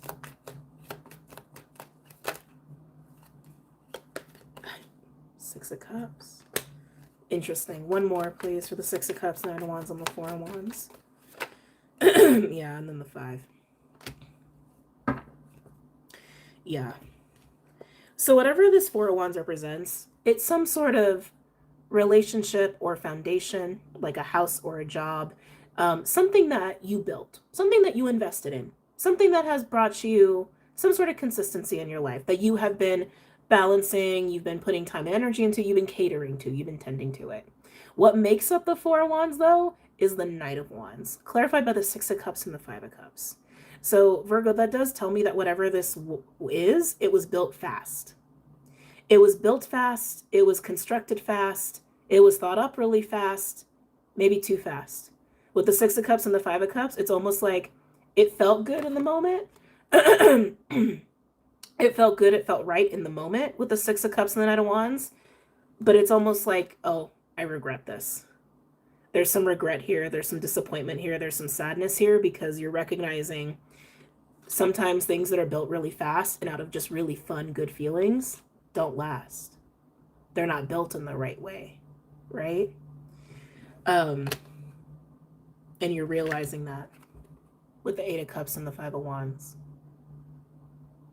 and it's making you feel some kind of way about needing to shift that or shift because of that. It's not easy for you, but you do see it. You do recognize it. And that's the thing too. You're a Queen of Wands. What built the Four of Wands is a knight, and you're a queen. This could be something that, again, while it was invested in, went for, built fast, you've also outgrown it. And that's the thing too. When we build things with time and integrity and intention, we can build things that can grow with us, right? Jobs, lifestyle choices, friendships, whatever, when you build things the right way. But when you build things in the heat of the moment with who you are in that moment, not the core of your values, then they're always going to be fleeting. And I see you just recognizing that and needing to navigate it. So for you, this like thundery energy I was getting, this like earthquakey energy for overall for earth signs, it feels more like something you built a foundation for is now cracking. You're shaking that foundation, and I want to say taking it down, to be honest. Okay. I know that was a little hard to hear, Virgo. But once you know, you know. All right, Capricorns.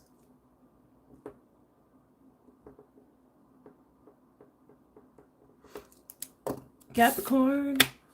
Interesting. You guys have the Queen of Wands. Okay, Cap. So Queen of Wands was a big card in Virgo's reading. You could have something going on with Virgo. Actually, you probably would have something going on with Virgo, even just astrologically, because Mars is sextile the North Node at 8 degrees and 11 degrees at the end of this week, which means it's also trine the South Node in Virgo. So Capricorns, if you have any like 0 to 10 degree Capricorn placements, excuse me, like celestial bodies or angles, it probably is working with the South Node right now in Virgo. Okay, so I would keep an eye on the Virgo reading. There may be something in there for you. Big Cappies, we got this Queen of Wands energy. Aries energy, some people see it as Leo. It's all fire. Queen of Wands is fire and water.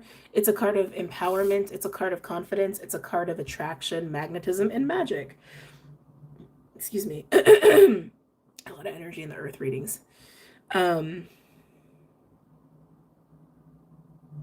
Capricorns, I do feel like most of you, this is your energy, but some of you it could be someone else. So it's just something I'm picking up on. Like I just had a sudden awareness of a Queen of Wands. Like someone's aware of you. So if you're a Queen of Wands, someone's definitely aware of you. And if you're a Queen of Wands, most people are. Okay. Because Queen of Wands is the most attractive queen. They pull people in, they captivate people, right? So you are captivating somebody right now, whether you know it or not. But some of you, it's vice versa, where you're captivated by somebody. But let's get into this. Tell me about the Queen of Wands for Capricorn.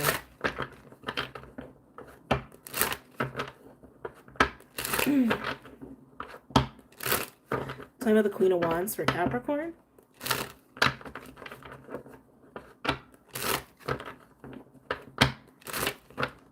I'm hearing making the best move. That's what I just heard. Making the best move. Tell me about Queen of Wands for Capricorn. Don't know what that's about. Oh! I love when we get double confirmation like that. Queen of Wands, Knight of Pentacles. Making the best move. This is so interesting because I almost feel like this is like opposite to Virgo. So Virgo's reading was about recognizing that something was built too fast or impulsively, and that it needs to be dismantled or moved away from.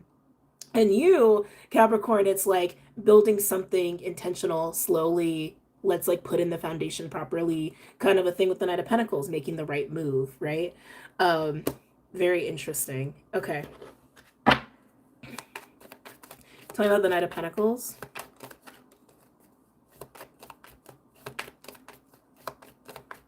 Tell me about the Knight of Pentacles.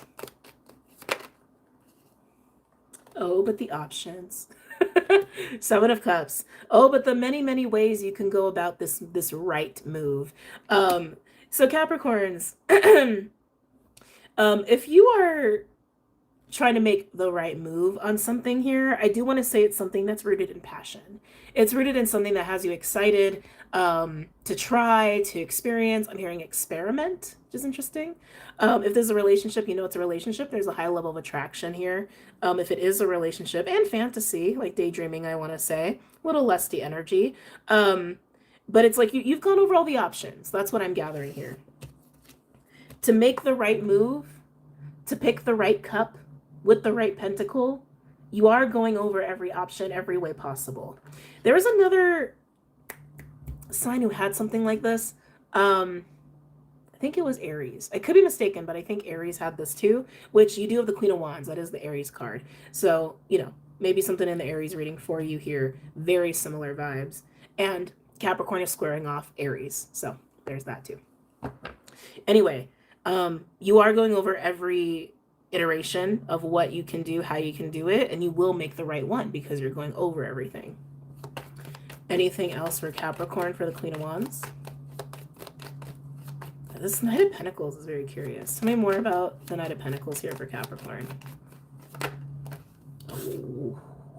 Oh yeah. True Capricorn fashion. You planning for the long term, Capricorn. King of Pentacles. Sustainable. Sustainable, longevity, long-lasting, something that you could easily maintain, follow through on, etc. Okay. It's like so Capricorn. Oh, with the Hierophant. What's really interesting is that who had this combination? Sagittarius had this combination in their reading, and it was really like a prominent, like important part of their reading. So if you have any Sag in your chart, you might want to watch that. They are your neighbor here. And actually for them, it was about looking at this kind of energy differently. Like recognizing that they had some really rigid or traditional beliefs or values when it came to work or relationships or roles that were played in certain ways, even masculinity, and needing to rework that, needing to readjust that. To be more in alignment with themselves. And so that may be a part of this for you too, Capricorn, especially if you resonate with Sag energy at all. That going about this like in the right way, with the right move, it may be rooted in your version of sustainability, longevity, your personal brand of what's important to you, not what's important to other people. Okay? Tell me about the Seven of Cups. Tell me about the Seven of Cups. There's a lot of desire here, Capricorn. For what, like, whatever your goal is here, they're not, you know what the goal is. They're not telling me what the goal is. It's, you know, it's a general reading. But whatever it is, you have a lot of passion for it. You have a lot of passion for it. Tell me about the Seven of Cups. Oh.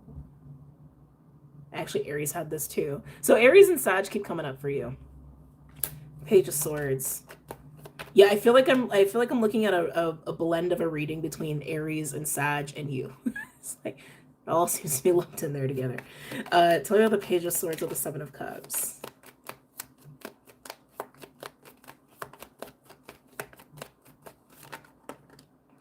The Devil wanted to come out, but that is your card. And the Wheel of Fortune. Again, you're going to see the right way to go about this. There's no doubt in my mind. And you're just taking your time with it. With the Seven of Cups being clarified with the Page of Swords and the Wheel of Fortune, this is also giving me the notion, too, that maybe you have been looking at these cups longer than just recently. Okay? That you've been wanting to make a move for a while. You've just been waiting for the right obvious way and the right time. And I feel like that time is now with the Wheel of Fortune and Page of Swords. Like you're recognizing it. You're like, okay, I see the cup. I see the cup. I see the right way. I see the right move. I'm going to go for it. It's time with the Wheel of Fortune. Something else with the Wheel of Fortune too. Jupiter energy there. So another nod to Sag. But it is giving me a little bit of like a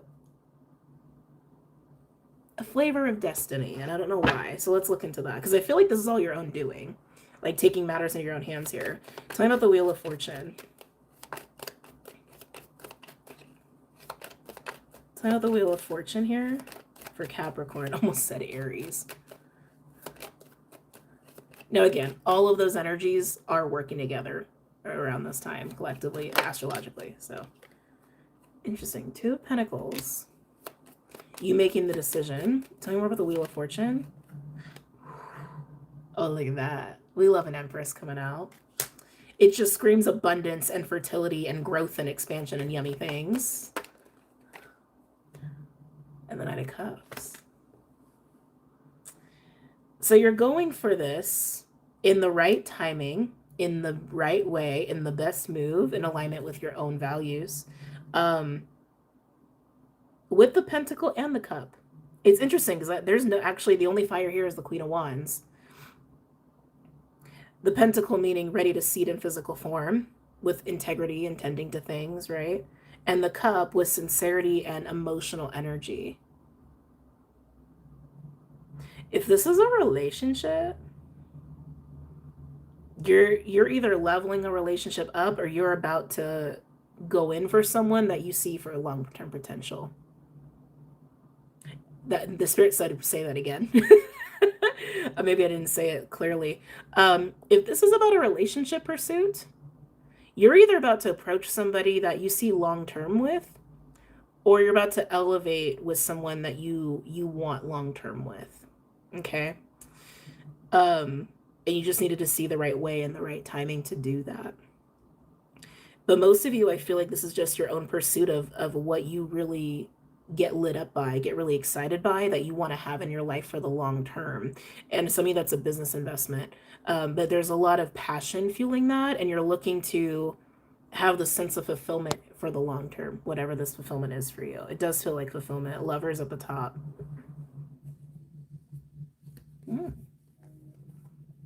Oh yeah. Okay, I gotta show you. I gotta show you. At the top, we have the Lovers, strength with the truth, grappling with the truth, knowing the truth, as a King of Swords, who is a master of truth, with the Two of Cups. Yeah, some of you, this is about a relationship. But mostly I just see like you have been clear about what is fulfilling for you. You just needed to wait for the right timing and the exact right way to go about it. And again, Aries may have some messages for you. Sag may have some messages for you as well. Oh, jumped out of my hands. Interesting. Okay, moving on to another element.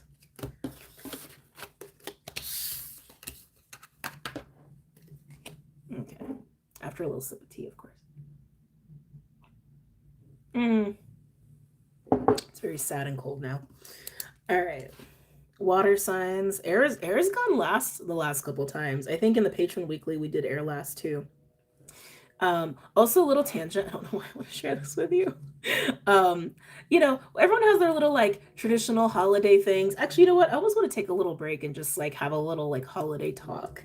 It will be timestamped. Don't worry if anyone's catching this later. That's the train. Don't mind the train. I kind of like hearing the train. I don't know why, but it's brought me like a little sense of joy recently. Anyway, so you know, everyone's got their little holiday things. I'm like so curious about other people's holiday traditions, like what little things they like to do. Excuse me, do or watch or like make, or you know what I mean? Like there's some things that are kind of universal. Like people like to decorate, right? People like to have eggnog or whatever. I have to go, but thank you for all you do. Oh, no worries, Jasmine. Thank you. You're so sweet. Thank you for the super chat. I love hearing the train too. Yeah, it's kind of soothing. I don't know. I'm after I leave this place, I'm really gonna miss it, to be honest. And you know, some people for the holidays, they don't celebrate with, not everyone celebrates with other people. Some people don't have people to celebrate it with. I like hearing the train too. It's like a checkpoint that helps ground me. Yeah. And it's like the perfect distance to where it's not like disruptive to my nervous system. Like if I was super close and like, you know, the whole dwelling would shake, I don't think I'd be down for that. But it's like, it's just far enough away to where I'm like, oh, huh, you know? You read my mind with eggnog. That's my ritual with rum. Oh yeah. I love eggnog. I love it so much. If I do add any alcohol, it's usually like whiskey or bourbon or something like that. I'm not really a big rum person. Like I can get down. It's just really sweet. It's just really, really sweet for me. And I don't know, sweet alcohols, my body just goes, no, no thing, you know, but But yeah, a little bit of eggnog. One of those people who don't really have anyone to celebrate with, at least Christmas was peaceful. Well, that's nice. And hey, I'm with you in the same boat. I spent Christmas with Clyde on the couch. We took a really just quiet, kind of like silent Christmas, very lazy Christmas, which was actually really nice. But I don't know if it's the Cancer in me or what, but like even if I'm like not doing anything right for a holiday, like I need to be festive in some way. Like it's just how I am. Like I need to be festive, even if it's small. So I decorated sugar cookies. I haven't done that since I was like a small child, I think, is probably the last time. Because to be honest, I'm not a big sugar cookie person. And even when I was done, I'm like, what am I gonna do with all these sugar cookies? It's like I don't see me eating them all, but it was so much fun. And I brought a couple cookies out thinking I'd like munch on them throughout the reading, which I haven't because I'm not a sugar cookie person. But it's just fun to see, you know. Uh, Not cut one of your lives before, and you're one of my fave YouTubers. Aw, thank you. Well, I'm glad you're able to catch me live. I know that I don't do a whole like big prelude scheduling out. It's just kind of how my life is. I'm Lonnie, I gotta go with the flow. It's just how I am. This is my first year doing it solo. I loved it. Oh, nice. Give them to neighbors. Maybe some people are weird about that. Some people feel kind of weird taking stuff like that. It's like I don't want to be presumptuous. We'll see how many I eat and how many I have left. We'll see. And I'll ask. It doesn't hurt to ask. I could just ask if they want them. Especially because someone else made them. I don't know. Some people are just weird about it. In the Caribbean, it's parade music, food, get together with friends and family. It's a big celebration. That sounds like fun. I've never heard of parade music before. Coconut rum. Coconut rum can be nice. It's still really sweet for me, but I will say, what's that brand? Um, Kaloa. I think that's how you say it. It's a Hawaiian brand. Oh, their coconut rum is bomb. I remember the first time I had some and like the bottle, they opened the bottle, you could just smell coconut, like fill the room, and it was like, oh, well, there's something very decadent about that. So I can get down with that. So nostalgic. I love sugar cookies. Yeah, I got like a little one right here. It's like a little Christmas tree. Like nothing fancy, just, had to have a little fun. I baked my grandma's 13 cookie recipes. Oh, 13. And my partner's family makes homemade, I don't know how to say that. Pierogies? Did I say that right? I don't know if I said that properly. 13 different cookies. Oh my gosh. I could already see like bins and bins of cookies that like you could give to people.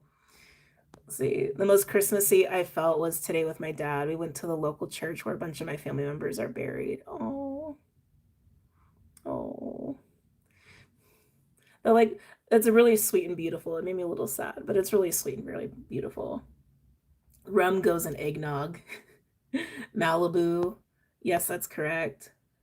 Oh, Kahlua. Yeah, Kahlua. I love Kahlua too. That actually is a family tradition. Um, Probably started way too young for me to be honest, but whatever. It's just families are families. They have their own rules with that kind of a thing. When we would wake up on Christmas morning, we'd get coffee and we put Kahlua in there. My mom would also put ice cream in hers. And we'd eat like candies and stuff while we opened up presents.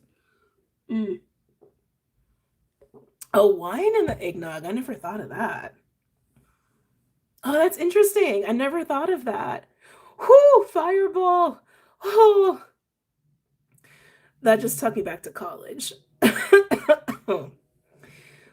Fireball. Wow.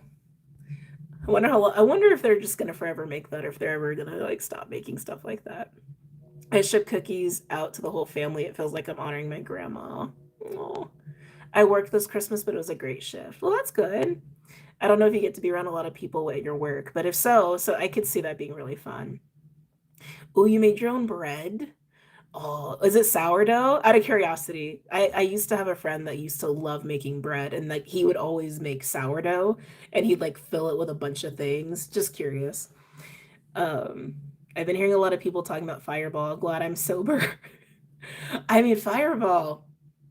Yeah, I haven't had that stuff since college. I don't know how my system would deal with Fireball now. I find it harder to be happy during Yuletime holidays compared to Beltane or Litha. The harrowing is a dark time here. I feel that. Fireball was definitely a time in college. Yeah, for sure. Oh, so some of the things you know you drank when you're really young, right? Oh, ugh. I almost don't want to think about it. Have you ever tried bird dog whiskey? No, no, I have not. I have not. Does anyone know what happened to Adelina? I know she became terrified that people were stalking her. I miss her a lot. She impacted my life quite a bit. Had to ask a while on YouTube. I miss her a lot too. Yeah, she had to bounce. She was getting like stalked in a really scary way. Like followed in cars and stuff, like really scary way. I know she was so sweet. She was so amazing. I loved her light. Like she just had the most beautiful energy and she was just so sincere and so genuine. And an amazing reader, an amazing reader. Yeah, I hope she's okay. I got disconnected. I hope she's okay because the level of stalking she was experiencing was, in my opinion, like I mean, you know, we don't know all the details, just what she would share, right? Which wasn't very much, but enough to be like, oh no, that's bad. Like, oh no, that's really bad. And then like towards the end, she changed her hair.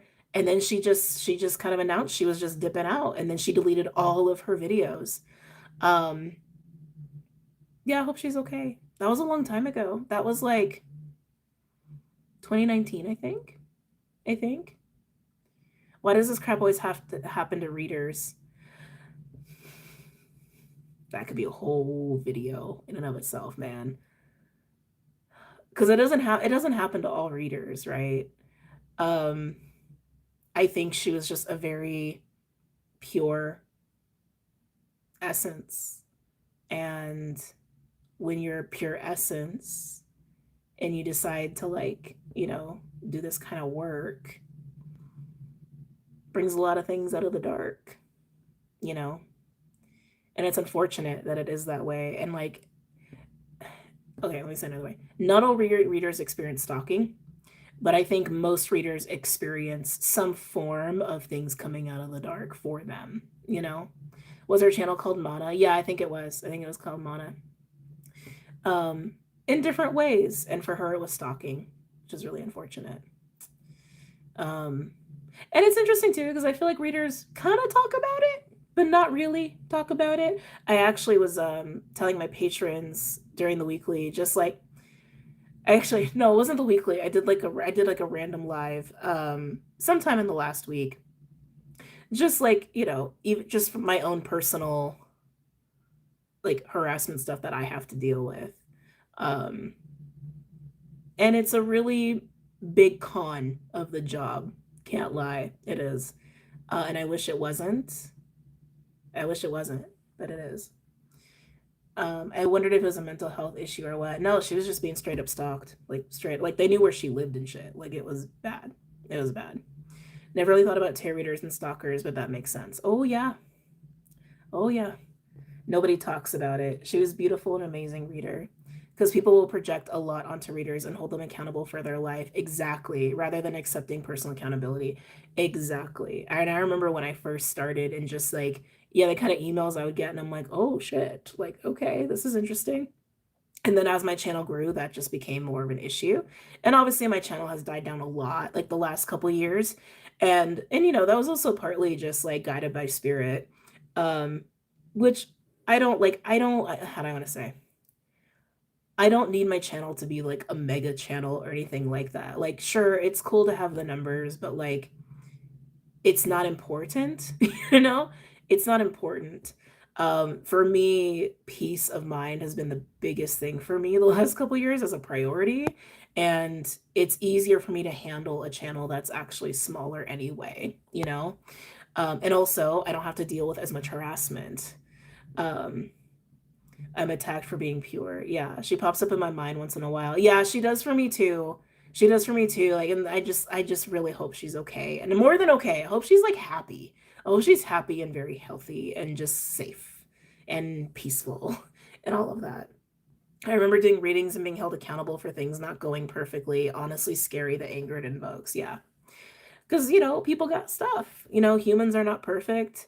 Humans have their own hangups. And on top of it, some people have demons and shit, you know? And that comes out. Like that comes out. Like like I've got one person who's been harassing me for years now, and it's definitely like there's definitely a demon situation going on there. But I hope she gets the help she needs, because she does need help. No one should ever have to deal with creeps. I wish more people talked about their challenges. Yeah. Doing individual readings can have a lot of energy transfer. I can only imagine what it must feel like tapping into collective in front of collective, just very open, I guess. It's definitely, you know, everyone's different. Everyone's different, but it definitely takes energy. And that's also why I take breaks when I do personal readings, because I need that break, right? I need that break for myself to recalibrate. And then when I feel like I'm ready to hold like all that energy, then I'll go and I'll do personal readings. Yeah. Is that part of the reason why you don't do personal readings? On and off. It's an on and off thing. But yeah. And that's also why I feel like I give so many disclaimers of like, I'm not a doctor and I'm not this and I'm not that. Like, I've had people blame me for their breakups. I've had people blame me for like losing their jobs, like all kinds of things. And it's just like, it's unfortunate, but there are a lot of people who would benefit from some different kind of assistance, you know? I don't like the idea of you having to deal with weirdos. I mean, it is the internet. So, and it's crazy because before doing this, I was not like, I mean, I don't even consider myself a social media person at all. But before this, I definitely was not a social media person. And it's like, I mean, obviously I knew, you know, the internet, you got all kinds of people on the internet. Like I knew that. I just didn't think it'd be a problem. I just like didn't think about it as like something to be worried about. And even now, like even sharing this with you guys, I'm not like actively worried about it. It's just when it's in my face and I have to deal with it, that's when it makes me feel some kind of way. Or that's when it's like, okay, I'm a little stressed out by this, but I'm not thinking about it all the time. I also don't think everyone should watch tarot. They can get obsessed. Yeah, it's not for everybody. It's not for everybody. It's not for every brain. It's not for every brain. I was stalked once by someone who was trying to help, and I had to remove them from my life. Yeah. Well, good. I'm glad you got away. Yeah, because stalking can escalate really quickly. Really quickly, and that's not okay. I love your perspective and insights. You're kind of like a counselor. Thank you. I try to stay grounded in the information I'm giving to you guys, which also, those who've been with me for a long time, you've probably seen me grow into that. Like I was definitely not as grounded in how I deliver this information, like in the beginning compared to now, you know, which just took a lot of learning on my end, through my own experience. The internet is a bit of a zoo sometimes. Yeah, it can be. It can be. That was an interesting little respite we took there. But let me tell you, I noticed small brains will conjure up foolishness right out of thin air. That's an interesting way to word it. And you're not wrong. You were so right. You were so right. Oh. And yeah, just some of the lengths people go through are shocking. But anyway, let's switch back. Let's come back to sign readings here for a minute. Actually, no, I'm gonna say this one thing and then we'll switch back. Yeah, so anyone that you're watching on YouTube, anyone, no matter what kind of content it is, no matter how big or small their channel is, I guarantee you they have at least a handful of emails or DMs in that category. Like every single person. I can almost guarantee it. But let's come back to water signs. All right. Let's see here. You were more raw then. Yeah, I definitely was. But the growth has been amazing. I'm personally so proud of you. Oh, thank you. It hasn't been an easy journey, man. It hasn't, like, you're right. I was a lot more raw. I was a lot more raw back then. I was a lot more open back then. There was so much going on back then, just personally. I guess there's still a lot going on personally. It's just different. It has not been an easy journey at all whatsoever. My patrons know most of my stories. Sorry, so a little personal download came in. All right, water signs. Let's come back. Let's come back into you guys. Let's see. Yay, water. Yeah, let's get into water. Cancer, Pisces, Scorpio.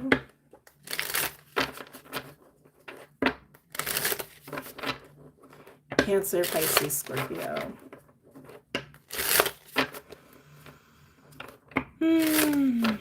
Messages or insights for my water signs. Cancer, Pisces, Scorpio.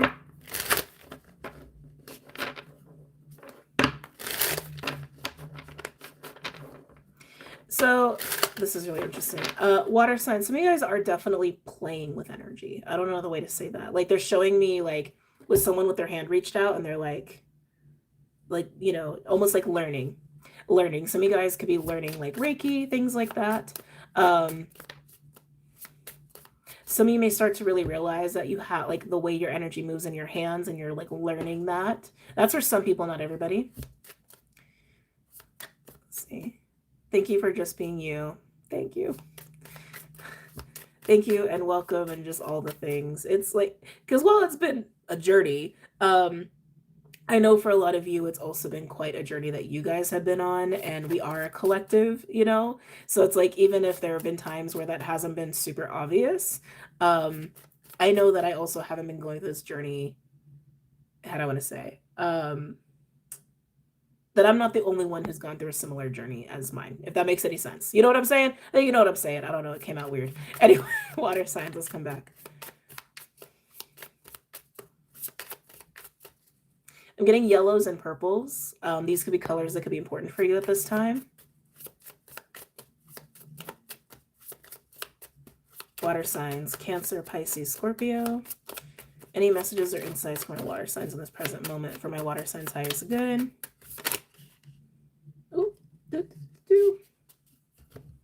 This is interesting the way it came out. Oh, yes. I was like, please be the hummingbird. Please be the hummingbird. Please be the hummingbird. Beautiful. I love this. So hummingbirds could be synchronistic for you. They were coming up in the collective quite a bit there.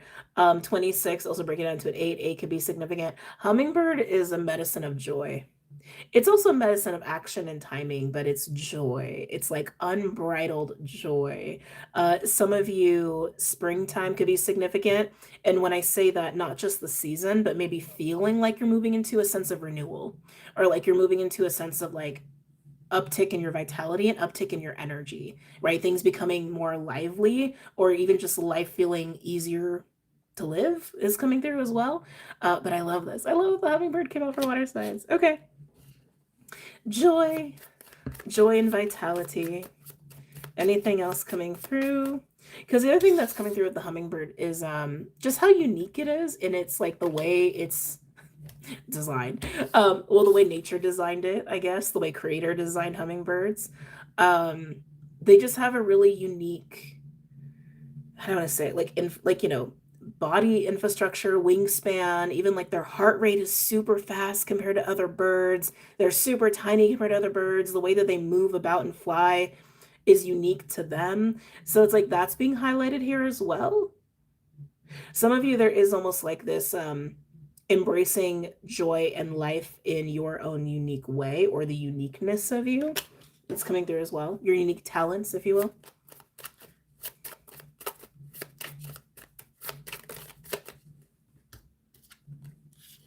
Yeah. Oh, water signs is good. Oh, this is good. This is okay. Corn. Corn is prosperous. Corn is abundance. So not only is there like an uptick of vitality and life and joy, like this almost like sun, spring energy, maybe even a little summer energy.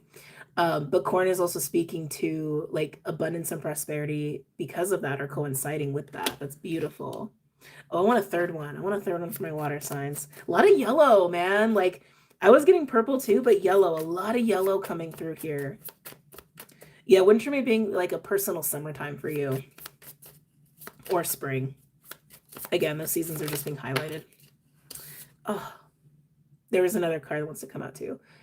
Beauty Way. Dragonflies could also be significant. Those have been roaming around the collective for quite a bit. Beauty Way is a card of seeing the beauty in all things at any given moment, right? Seeing the beauty in an experience, even if an experience was unpleasant, right? It's also gratitude, it's compassion. Some of you leaning into this is going to bring in some more summer, spring energies. And then we have Heart of Sky. Look at all that purple. All that purple. I'm just looking at her headdress. So beautiful. The Heart of Sky is a manifestation card. It's how we co-create from the heart. And it's just perfect coming out with Beauty Way like that.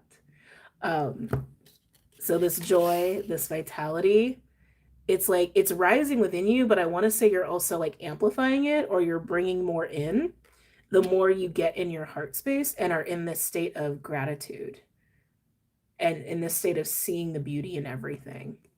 You're going to be able to pull more things in. It's also giving me the higher heart chakra. Pinks could be significant as well. You may really resonate with what I spoke about earlier with all the heart energy stuff.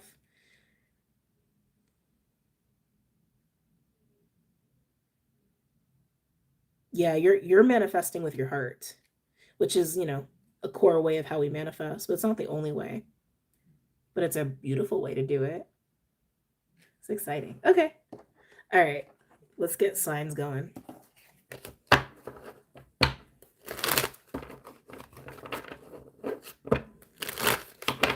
You're giving me like earth fire sign vibes. You're not really giving me water sign vibes, but that's okay. Let's see. Sup, girly? Hi, hello.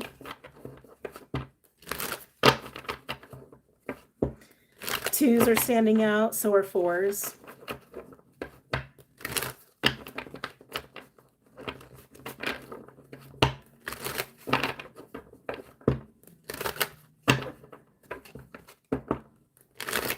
Okay. Can I get a card for my Cancers?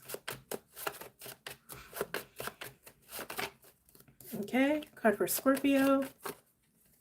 Oh, Scorpio, you got 3 cards. Am I taking that for Scorpio? Yes. Okay. Pisces. Can I get a card for Pisces? Okay, Pisces, you got 1.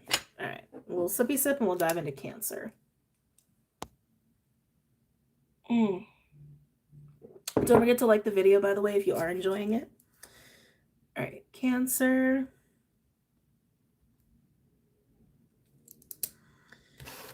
All right. Cancer, Bobancer. Oh, Cancer. Look at that. Lovely. Page of Wands. Fun, curiosity. It's also a card of, excuse me, it's also a card of good news. This just feels like excitement to me. It feels like a very, actually sweet, which I don't normally get with the Page of Wands, but it is. There's something kind of sweet about this, like a sweet excitement. There's also this feeling of being unafraid with the Page of Wands for you, Cancer, being fearless. And it's not in a ferocious way. It's kind of childlike, right? Like kids are kind of fearless sometimes, unless we instill fear in them. I feel like you're not having any fear or shame or any like restriction with giving yourself permission to just like be curious and play and have a little fun. They're really highlighting the fearlessness. Like that seems to be important to note for you. So maybe you were struggling with that in recent past with fear. Like they're showing me the Fool card. Kind of the Page of Wands for Cancer. Wait, did I do a timestamp? I did. Okay.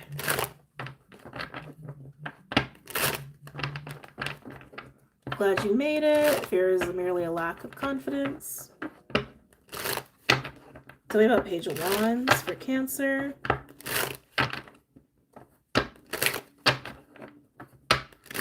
Tell me about Page of Wands for Cancer.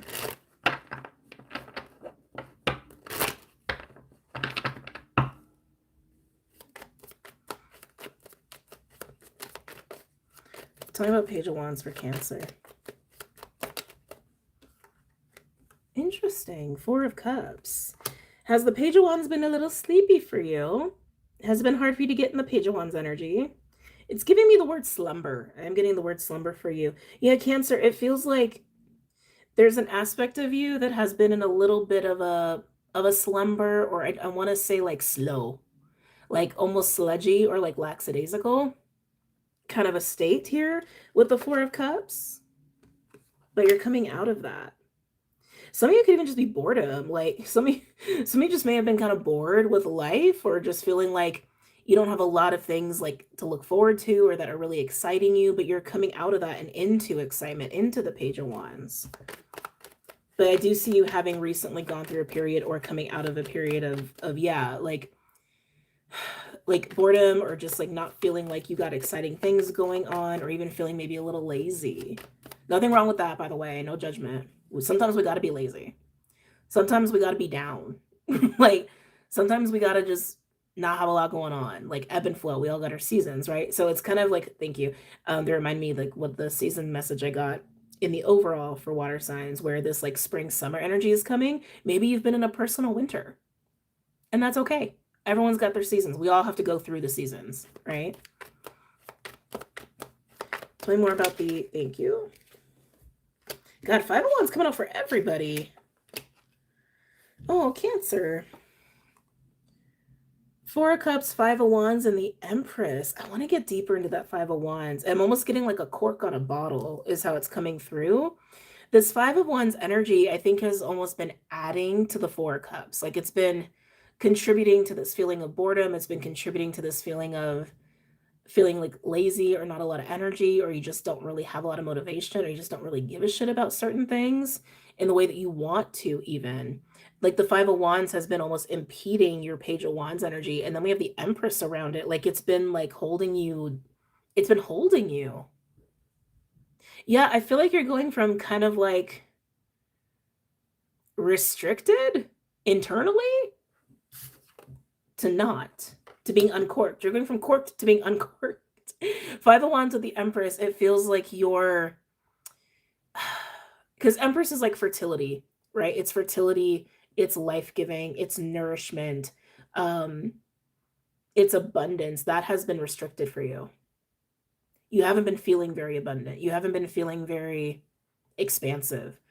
Some of you, I'm actually getting something about like attractiveness. Some of you may feel like you've been I don't know why I want to say it that way, but I do. Some of you may feel like it's been hard for you to like maintain self-care or like be on top of your looks. I don't know why that's coming through here. Like I'm getting like self-care routine, and some of you could have a little touch of depression. I am not a doctor, okay? I always have to say that, as we talked about our little respite. I always have to remind people, I am not a doctor. But if you have been struggling with depression, I do see that side effect or that symptom of depression, of struggling with like self-care, essentially. So however it's been happening for you, Cancer, you just haven't been feeling very shiny. You haven't been feeling very shiny. You haven't been feeling very excited, even though you feel like you should. And that's changing. Hold on.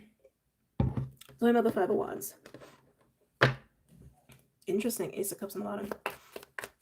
Tell me about the 5 of Wands.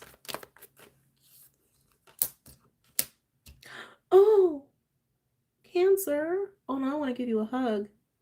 First of all, at the top we have the 9 of Swords. And we're clarifying the 5 of Wands here, okay? Which keeps giving me that feeling of like a corked bottle. So with the 5 of Wands, we have the Ace of Wands and the 10 of Cups. I want to hug you. So Cancer, what I'm getting with that, it feels like you've been pushing down a desire. Like you haven't been allowing yourself to really want what you want, which I think takes a lot of energy. So that does explain why you could have been kind of tired, or you could have been like, just like feeling like you don't have a lot of motivation or excitement. Because I feel like you've been corking this. You've been shoving this down or shoving this away. And it's a desire for the 10 of Cups. It's a desire for family. It's a desire for a really emotionally fulfilling life. But I'm getting in with other people, right? It's like you're an Empress. An Empress is not alone, or at least they shouldn't be alone. The Empress should have some semblance of people around her in some way, shape, or form. And that's what I feel like you've been wanting. It's like you want to feel like the Empress you are, male or female, okay? It's just your ability to receive. So look at it that way for my men who are watching. It's just your ability to receive certain experiences in your life, to have certain experiences in your life. And it's like you've been an emperor and empress, but you haven't been feeling like it. You feel like your reality hasn't been reflective of your Empress or Emperor like energy. But I do want to say it's in part of denying that you actually want that. And it's interesting because I'm almost getting like you've been pushing this down out of self-preservation. Like almost like if you ignore it enough or shove it down enough, it won't hurt or it won't bother you. But there's consequences to doing that, right? Four of Cups being one of them. Like it's hard to be excited and playful and open to receive when you're ignoring what you want to receive, right? When you're denying yourself internally what you want to receive. Just think about the energetics there, right? So like let's say for some of you this is you want like I don't know, like you want a family. Okay? Let's just say like you want a partner, you want a family, and you're single. But you feel like you're an emperor, you feel like you're an empress. Denying that you want that over and over and over takes energy away from you and turns it against yourself, right? Because you're clogging up your own energy channels. And in denying that, energetically shoving that down, it also can't come to you because you're denying that you want it. So the universe isn't responding. The energetics can't respond to your ignored desire, right? And then what happens? Those energies get a little clogged up and then they have nowhere to go. And then it can create this Four of Cups experience, whether that's boredom, apathy, feeling stuck, depressed. It's also just a card of avoidance, right? Cancer. Now, for some of you, this could be someone around you. It doesn't have to be you. You know your life, right? But I do see this as like, it's okay to want what you want. And in fact, embracing the desire itself is what creates the excitement to have it and the energetics for it to come in for you to receive it because you are excited, actively embracing it. Embracing it within yourself, you can embrace it externally. Make sense? Yeah. Cancer. Now, some of you, interesting. I got a sneeze trying to come out here. Some of you may be getting some good news here that's actually in alignment with what you desire, but you may be scared to actually let yourself have it. You know, classic, like, what happens if I get what I want? Oh no, then I have what I want. Then I could lose it. Right? But you are an emperor, empress, and you deserve to be treated that way. You deserve to have your reality reflect that back to you. Okay? All right, Scorpio. Going through a chapter of my Cancer Chiron return. Oh, I feel you. I feel you on that. My Chiron's Cancer as well. And all the dance that Jupiter and Chiron have been doing on it, and they've been dancing. They've been dancing on my Chiron for sure. Has been enlightening. So I'm right there with you. Scorpio. All right, Scorpio. I've always feel like every time I'm about to get into your energy, I get a little nervous. I might even just turn the cards over. I don't know why. I just feel nervous with your energy. Eagles are coming through very strongly right now.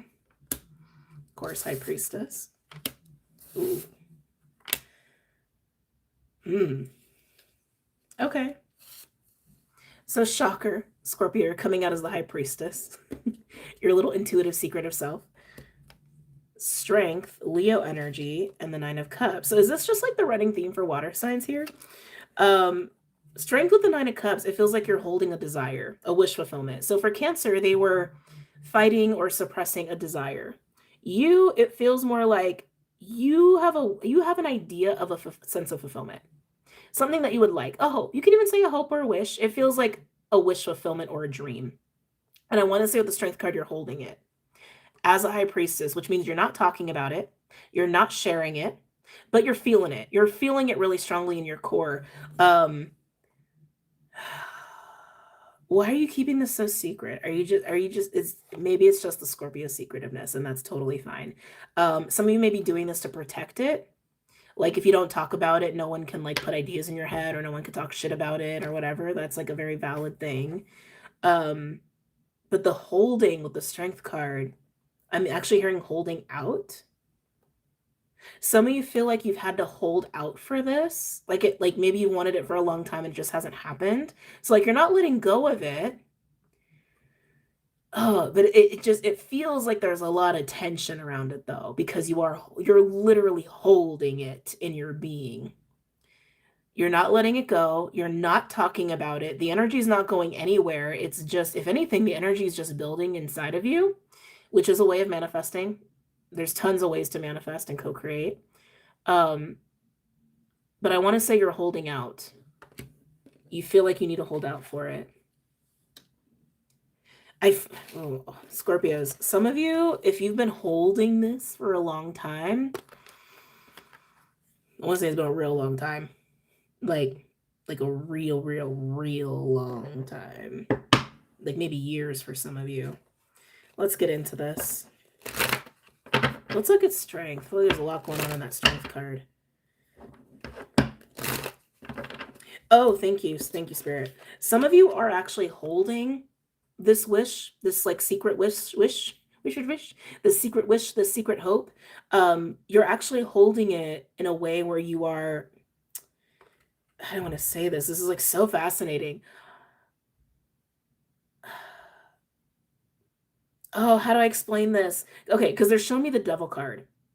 They show me the Devil card. They show me the Seven of Cups. I feel like for some of you, whatever this wish is, that like there have been times where it's become obsessive, or there have been times where it's become distorted, or almost, I don't know. I don't even know if that showed on camera. I don't know what that was. I just saw something like whoop as I was talking. Anyway, if you saw it, comment below. Where I feel like you're almost like holding in a way where like you're not allowing for that to happen anymore. Like you're not allowing for distortion to touch your wish fulfillment. You're not allowing distortion or illusion or obsession or fantasy to taint it. That's how it's coming through as well, to taint it. And even the way you're holding it in a very balanced way with Strength and High Priestess, because Strength is the Empress angelic energy that's like holding the animal, holding the beast, holding the shadow, balancing with it. High Priestess is High Priestess, right? There's a lot of wisdom in both of these cards. So however you're holding it, I want to say it's in a way that you haven't held it previously. And again, it does feel like you're keeping it safe. You're trying to just keep it pure almost. It's fascinating. Okay. It does feel like heavily secret though. And I do want to say, Scorpio, if you have any like intuitive people in your life, they probably know you're holding something like this. I think they can sense it. Tell me about the Strength card.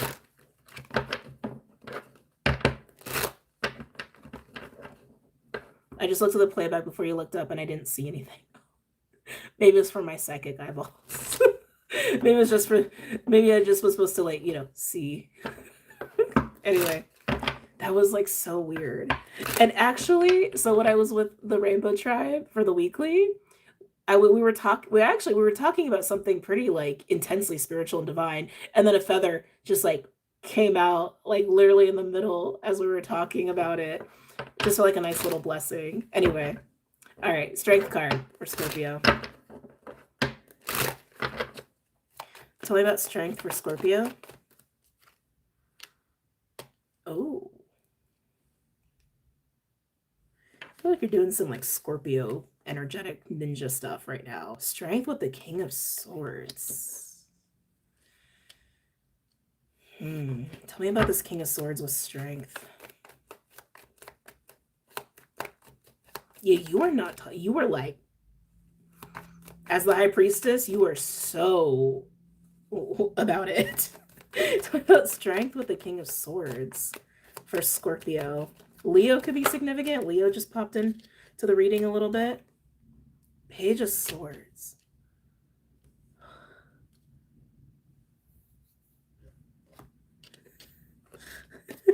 Scorpio. I love that I have to work so hard in your reading sometimes. Sometimes I feel like it's just like a giant puzzle with you, which I love it. I love your vibe. But Strength is clarified by the King of Swords and the Page of Swords. So some like massive clarity, okay? A massive clarity and understanding. But King of Swords and Page of Swords can also come with like a transference of information, or wanting to divulge information. Could also relate to someone outside of you. I feel like it's information. I feel like it's information. So Scorpio, the way you're holding this wish, you have come into some like pretty prominent information about this wish fulfillment, and I want to say how to make it happen. And as the high priestess, maybe even how it's going to happen prophetically. But you're like you're like this about it. Okay. Yeah, whatever information or knowledge you've come into, you're just keeping it to yourself. You're not saying shit to nobody. Okay. Well, what's the wish fulfillment? Tell me about the Nine of Cups. Tell me about the Nine of Cups for Scorpio. Oh, got some big plans there, Scorpio. I see you. Three of Pentacles and the Ten of Pentacles. This is part of your wish fulfillment. Taking plans and turning it, it's almost, okay, you know what? Let me back it up. It's almost like taking a little baby tree, planting it so that you can have a full mature lemon tree for years to come in your yard. It's that kind of vibe. Whatever your wish fulfillment is, it is to seed something that will grow, bear fruit, and continue to bear fruit for years to come. That's what you're wanting. Some of you, this is purely money related, like investments. Three of Pentacles implies that you're not doing this alone. You're doing this with other people, or it affects other people in some way, like a business. Some of you, it's actually like family oriented, like you want to build a legacy. Did I tell your secret, Scorpio? Excuse me. Some of you want to build a legacy that maybe helps other people, or a legacy that's purely for your own family. Legacy doesn't have to be just about family. Legacy touches generations of people, whoever those people are. But it stands the test of time. That's what you care about. Some of this could be about a relationship, like a commitment. Like you want a very solid commitment that will bear fruit or children or legacy, right? With another person. That's what you want. You want legacy. Stable legacy. Tell me more about this king. Ten of Cups on the bottom. I didn't even see that. Oh, what the fool. Tell me about Strength, King of Swords, and the Page of Swords. Scorpio, you're kind of in this, like, okay, so when I apprenticed with ayahuasca, there was a state that sometimes women would move into. And the other shamans would call it just like goddess, like when they move into a goddess energy or a goddess mode. And it was really fascinating. When women, and I would only see it with women, I wouldn't see the men go through this, but when they would move into this like goddess mode or goddess energy, their senses were so heightened. It was like, it was kind of like kind of tiptoeing around someone with like extra sensory abilities. It was very interesting, but they would always be very still. But if you got close, or like you know moved around them or whatever, it's like they would be hyper alert to it, even if they were calm. Some of you are almost in that kind of an energy, like you're holding this so closely, you're looking at it so closely, you're understanding it on such like a core level, and it's all within yourself. It's all within yourself. It's all in your own bubble. But I also want to say it's making you more hyper aware, right? Hyper aware of, well, oh, interesting. Hyper aware of this information and truth that impacts your ability to have this, right? And the path to that. But also, if there is anyone tiptoeing around you, like, and I was kind of getting that, like, some of you have some intuitive people around you, like, you're very aware of the people around you right now. And so if you sense any little shift, like, around you as you're very much in this, like, mode, like, you're picking up on it quick, like, really quickly. And I'm almost getting that, like, yeah, you may be very aware of the people who are close to you right now in a way where it's giving you a lot of information. I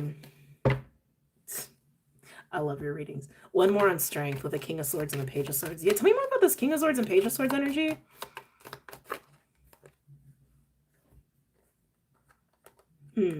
Seven of Wands. I almost want to say Seven of Swords for some reason. And the Page of Pentacles. So Page of Pentacles can talk about friendship and loyalty and allyship, but can also talk about learning, right? So again, the information you're coming into, it's helping you to learn tangibly what you need to grow this legacy tree, okay? Or with whom, who you can trust, right? Also by picking up on people around you, who you can trust, who you shouldn't be trusting. And I am getting something weird about the Page of Pentacles. Like some of you may be becoming aware that certain people, there's a bit of a Seven of Swords energy. Let's tune into that because I can feel that. Tell me more about that. Yeah, look at that. Three of Swords. Tell me about the Three of Swords.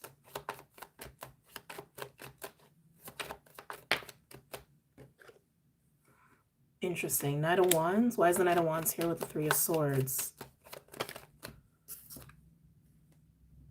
And the Four of Swords.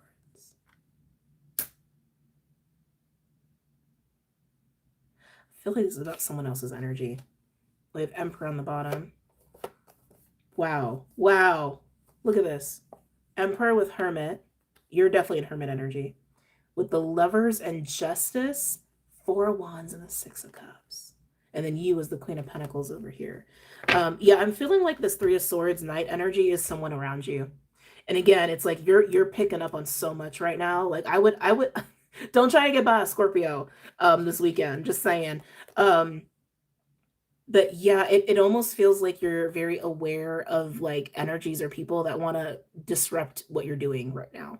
Want to disrupt what you're doing, or maybe coming or trying to come in very like impulsively, or like I don't like very impulsively. Something feels disruptive about it. So I mean, you're a high priestess, so I think you're gonna handle this just fine, okay? With however you need to.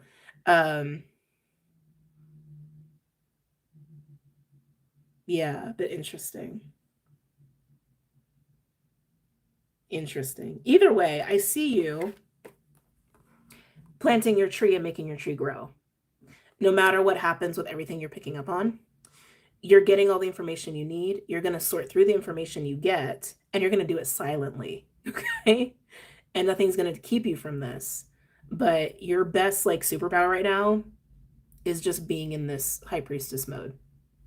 Okay? And again, I keep getting to, it's like some of you have learned, and maybe this also like ties to maybe someone around you too, how to keep illusion and fantasy from touching what you really want, to keep it like realistic. Yeah, to keep it in the lens of realism or practicality. Okay. All right, let's move on to Pisces.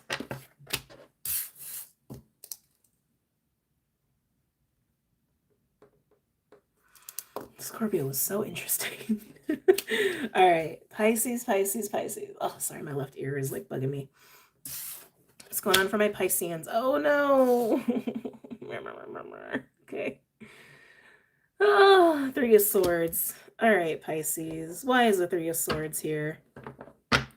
Why is the Three of Swords here for my Pisceans? I don't think this is hanging around. Either way, I don't think this is hanging around too long. Sorry. Three of Swords for Pisces. What's going on for Pisces here?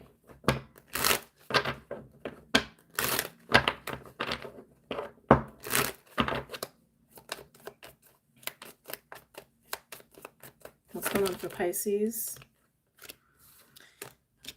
Yeah, okay. Interesting. So we have the Knight of Pentacles and the Fool. Okay, clarifying the Three of Swords.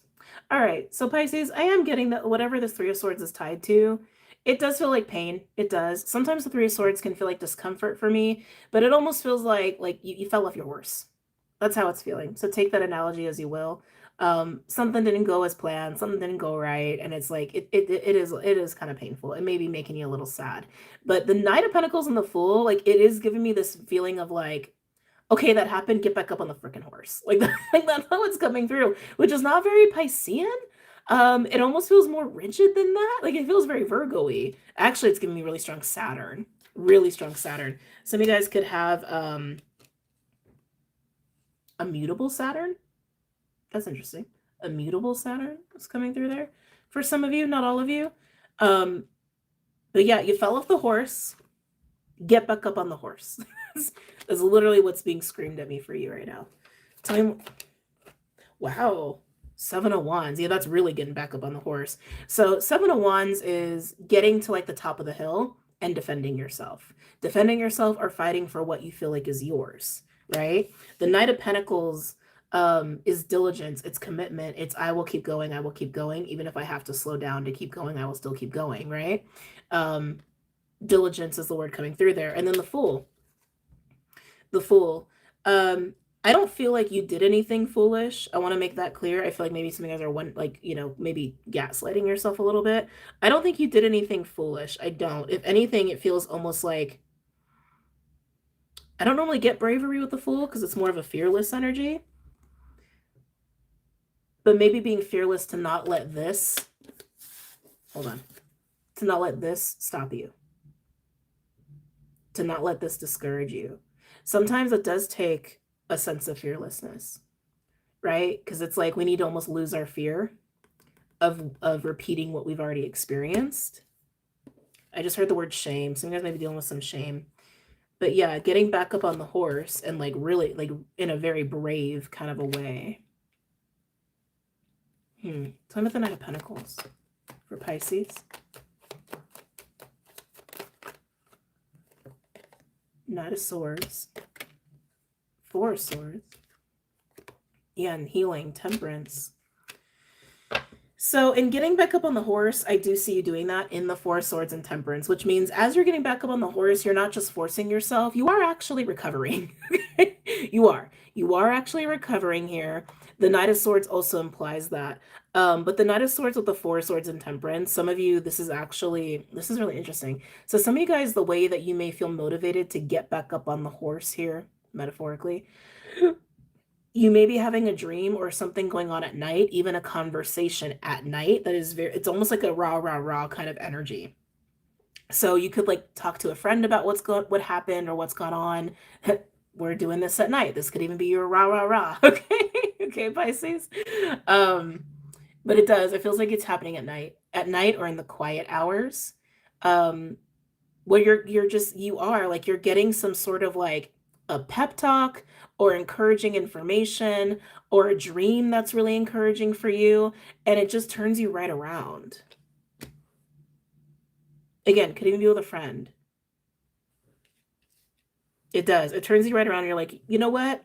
That happened. I will move on. I'll be okay. I'll be fine. Which also, I do find mutable signs, they tend to move on the fastest from what I've observed in my life. Doesn't have to be true. It's just what I've observed here. But yeah, it's like, it's just what you need to not get sucked into that Three of Swords too much. Tell me about the Seven of Wands. Are you going to try something again? Tell me about the Seven of Wands. Sorry, we're still going to pull cards. But some of you, whatever this painful event was, disappointing event, you may try again. Like literally a second attempt. You don't know if that applies to you. Tell me about the Seven of Wands. It's definitely not everybody. Tell me about the Seven of Wands.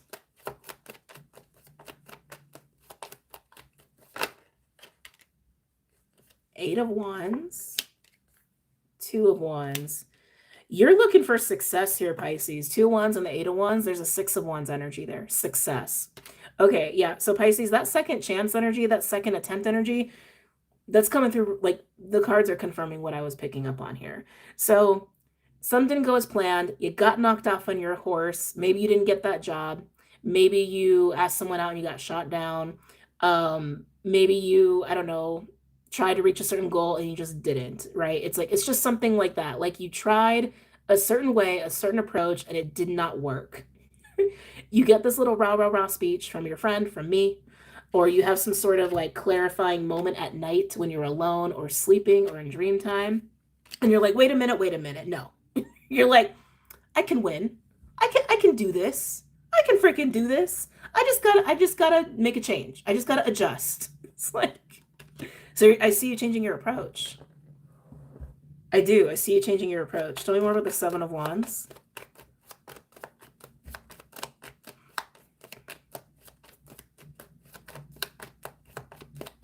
Tell me about the Seven of Wands.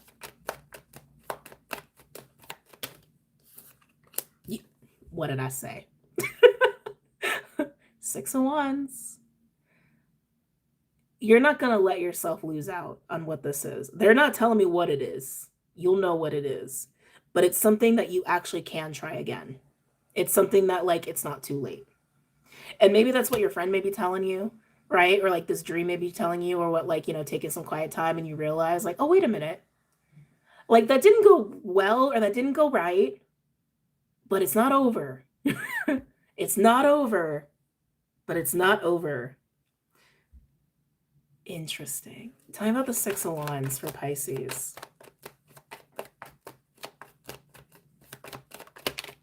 Yeah, look at you. Three of Cups. That's celebration. You're going to find a way, Pisces. You're going to find a way to get what you want, even if it means a second attempt. And even if that means changing your approach. You know what? Tell me about the Fool. I'm wondering if we're going to see it there. Tell me about the Fool for Pisces.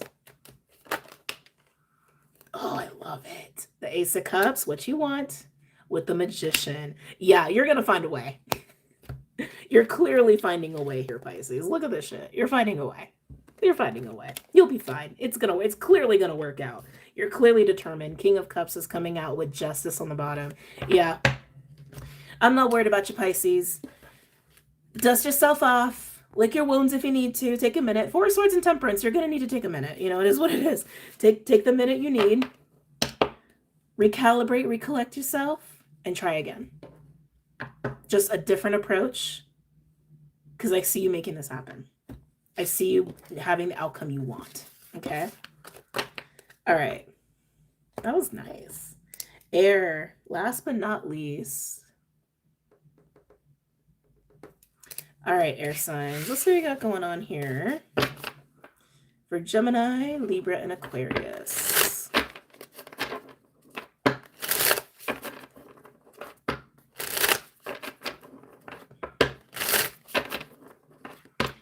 Gemini, Libra, Aquarius. What's going on for my air signs? Color blue may be really significant for you guys. Blue's just coming up here.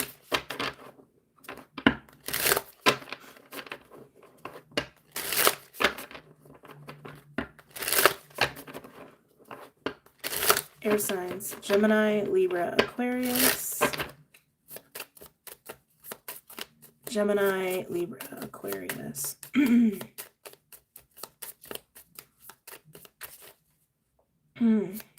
am getting the word baby. I just got to say it. I keep seeing it flash across my mind's eye. I don't know if that's a term of endearment or a baby. Like, baby. The word baby is coming through here.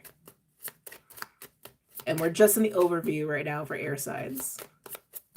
Gemini, Libra, Aquarius. Oh, okay, air signs. We have Taming the Wind with the Witness. Already it's making me need to, like, calm the energy. I want to get a third card before we do. First of all, Taming the Wind, it's taming the mind. A little bit of activity going on. Taming the mind, taming thoughts, taming words. The wind can be a really beautiful energy to work with. It's also the element of air. So something that's about mastering your own element here. But taming the wind is like, no matter what thoughts come up, no matter what words will want to be spoken, no matter what chaos happens, you know how to manage it. You know how to move through it, right? And then we have the Witness, which is really interesting here. Because I almost feel like the Witness is adding to what needs to be tamed, which is kind of bizarre. That's not normally how the Witness works.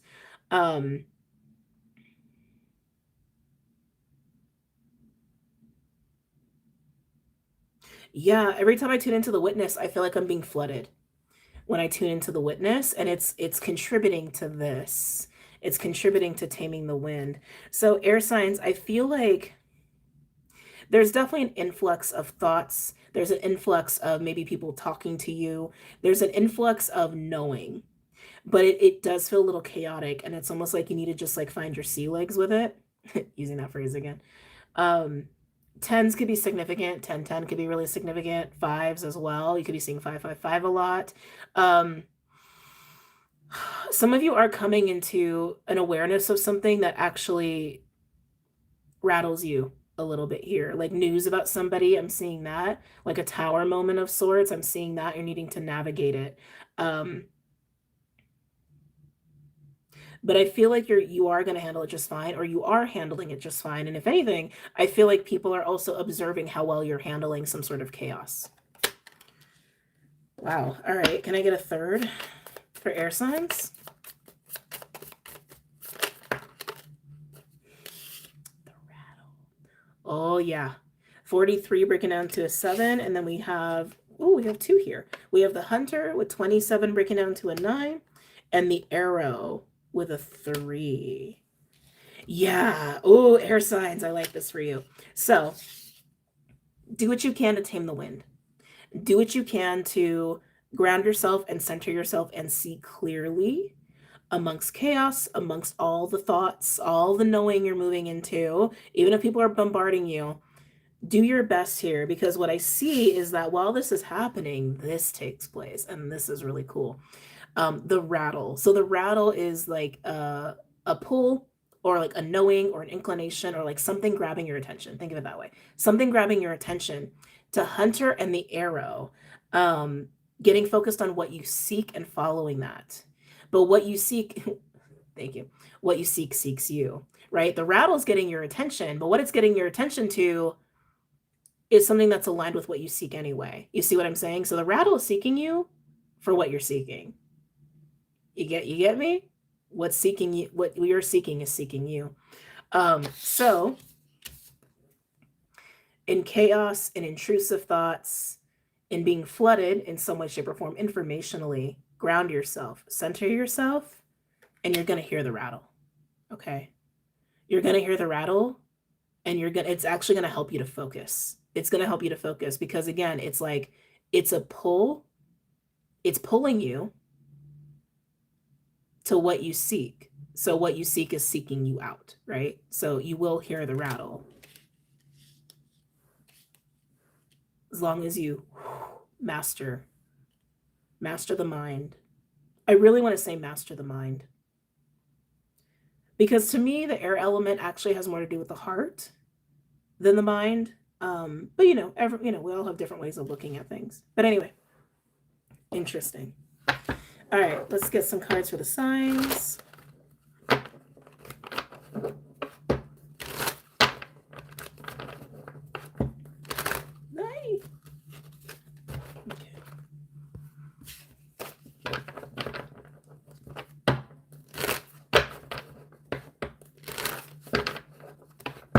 Antlers could be significant. I'm just seeing a lot of antlers on these cards. A lot of antlers, a lot of feathers. The arrow. Sun. Seeing a lot of sun imagery.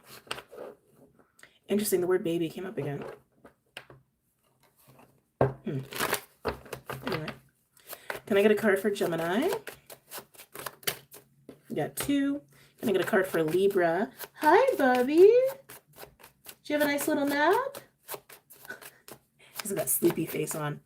Can I get a card for Libra? Also, you guys got 2 cards. Aquarius. Can I get a card for Aquarius? And you have 1. Okay. Gemini. All right, Gems. Let's see what's going on with you. Okay. Oh. Lots of swords. Gemini, you have all swords here, but this is Libra and Aquarius energy, so that's interesting. You don't have a Gemini card, but you have all swords, you have all air. 5 of Swords and the Queen of Swords. This is you definitely trying to make sense of things here, okay? Queen of Swords with the 5 of Swords can also feel very guarded. You could feel very guarded, you could feel very boundaried at this time, or want a lot of boundaries. You don't want drama, but it also seems like, how do I want to say this? While you don't want any drama, and you want to stay clear within yourself, I do feel like you're also focusing on drama, though. It's like interesting. Like, this is like so fascinating. It's like you're aware of drama, or you're thinking of drama, so then you want to protect yourself from drama, and then you're making sense of drama. Like, you know what I mean? So it's like, I don't know, it's an interesting vibe to be in here, Gemini. But I do see you in a defensive stance, for sure. With the Queen of Swords and the 5 of Swords, a defensive stance, and your intellect is your weapon, is what I'm hearing. Your intellect is your weapon, but isn't it always with you? Actually, I would say it's more your words, actually, more than your intellect, but You could be ready to dish out some words if you need to, but something has you feeling very defensive. Very defensive and very guarded, and it's making me curious. So let's get some cards out here. What's got you feeling this way, Gemini? What's got you feeling on the defense?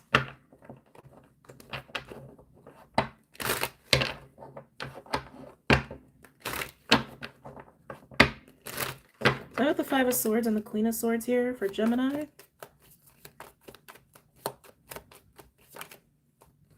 Whew. Whew. Whew. Okay. Judgment. No wonder air signs went last. Jesus. Okay. So judgment's being called here, Gemini. There's no doubt you're feeling defensive. There's no doubt you're feeling maybe even triggered. You're feeling on alert even. But I'm just getting like really a lot of emphasis on your intellect more than anything. Like ready to figure out anything that comes your way. But that is you being on the defense. There's a car alarm going off as we're talking about this. And as you're in that state, judgment's here. Judgment is here to highlight truth. Judgment is here to bring things to the surface. Judgment is here to... I am hearing the word karma, but I'm like, what about the karma?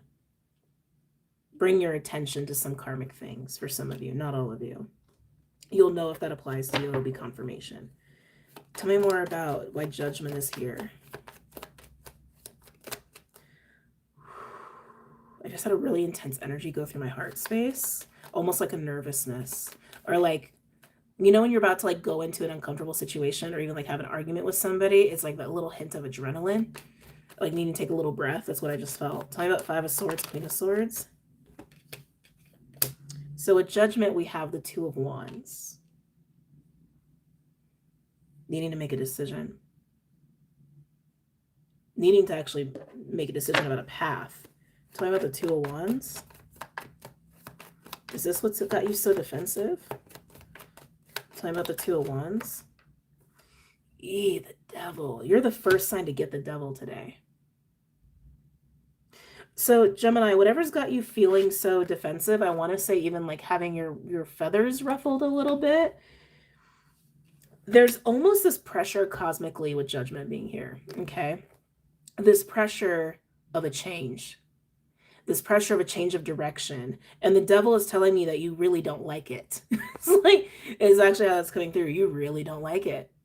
You really don't like it. You don't like that this change is happening. You don't like that your awareness is on it. You don't like that. I want to say some of you may even feel like something's out of your control. But the Devil in the room is being highlighted. Why this has you feeling some kind of way, why this has you on the defensive is being highlighted. So let's look at the Devil. Tell me about the Devil for Gemini.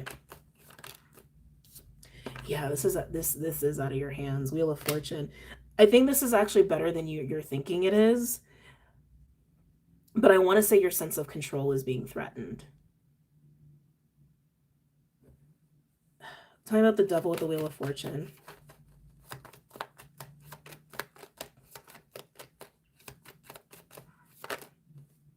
Tell me about the Devil with the Wheel of Fortune. Interesting. Knight of Cups. Okay. These are interesting cards to have together, I must say. As a tarot reader, this is very fascinating. Devil, Wheel of Fortune, and the Knight of Cups. So Gemini, you are feeling some sort of external pressure. It does feel like cosmic forces are at play here with Judgment and the Devil. And the Wheel of Fortune, yeah, actually Judgment and Wheel of Fortune alone are very much cosmic forces creating change in your life or change around you, pressuring you to shift.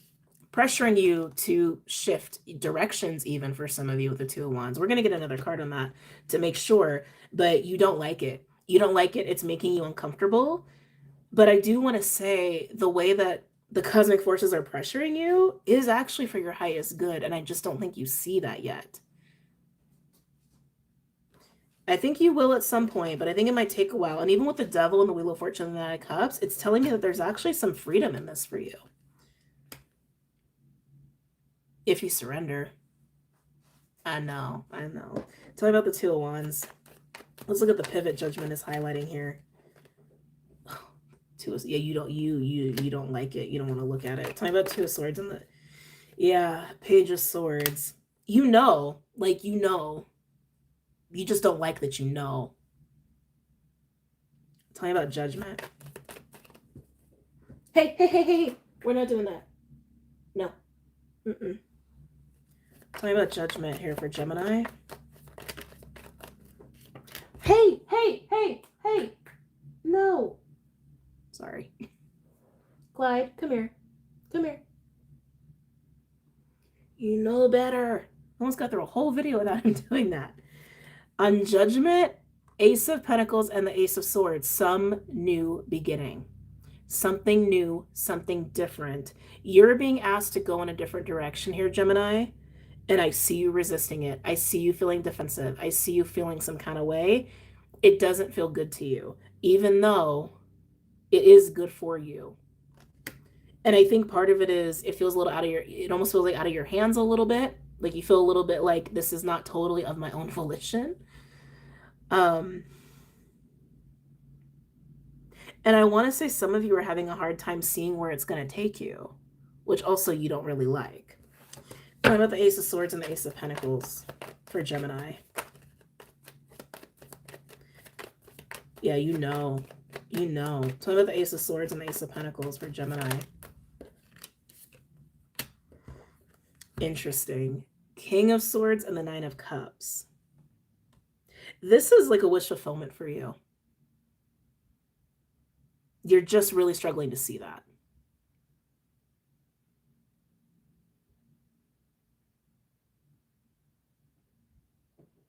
Hey, Mr.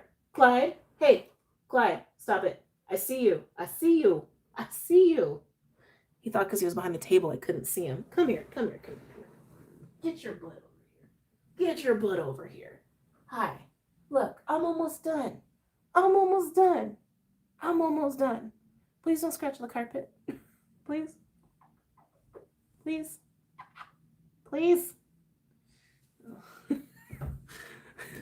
All right. Sorry. Gemini, this is a wish fulfillment for you.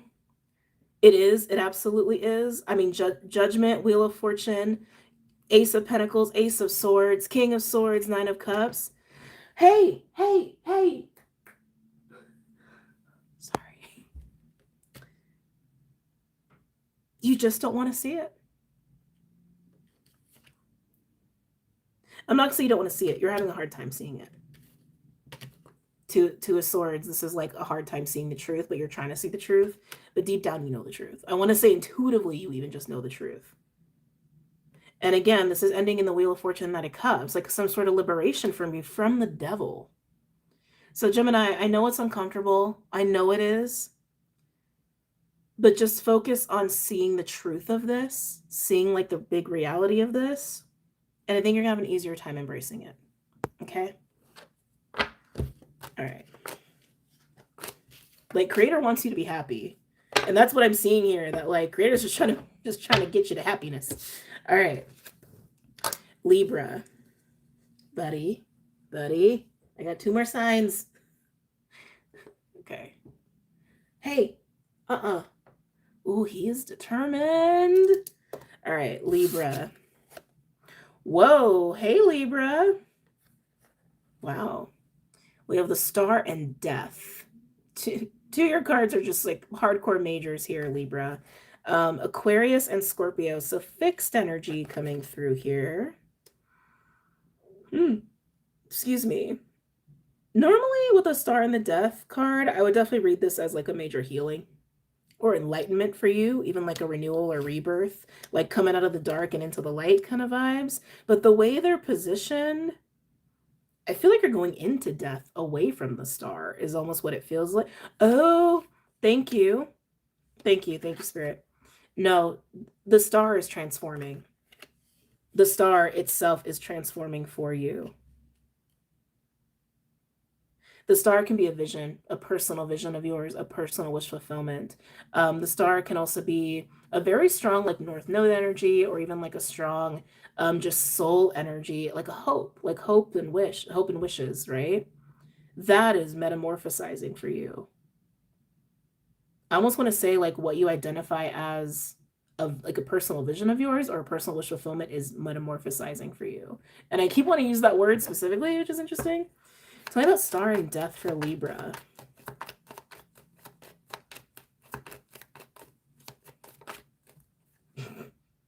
He's been making his rounds today. Knight of Cups. Okay. Sounds like a delivery of a message. Whoa. And the Knight of Pentacles. Who else had these two together? Was it Cappy? I think it was Cappy. I think Capricorn had these two. I could be mistaken, but correct me if I'm wrong.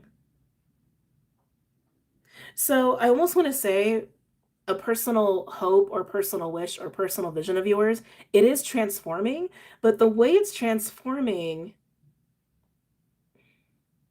I want to say it's transforming as a way of like by way of a conversation or by way of delivery of information with these two knights being here. Like something about what someone says or something you find out or the way it comes up is like it's changing before your eyes. I don't know, this is interesting. Talking about the star and death for Libra.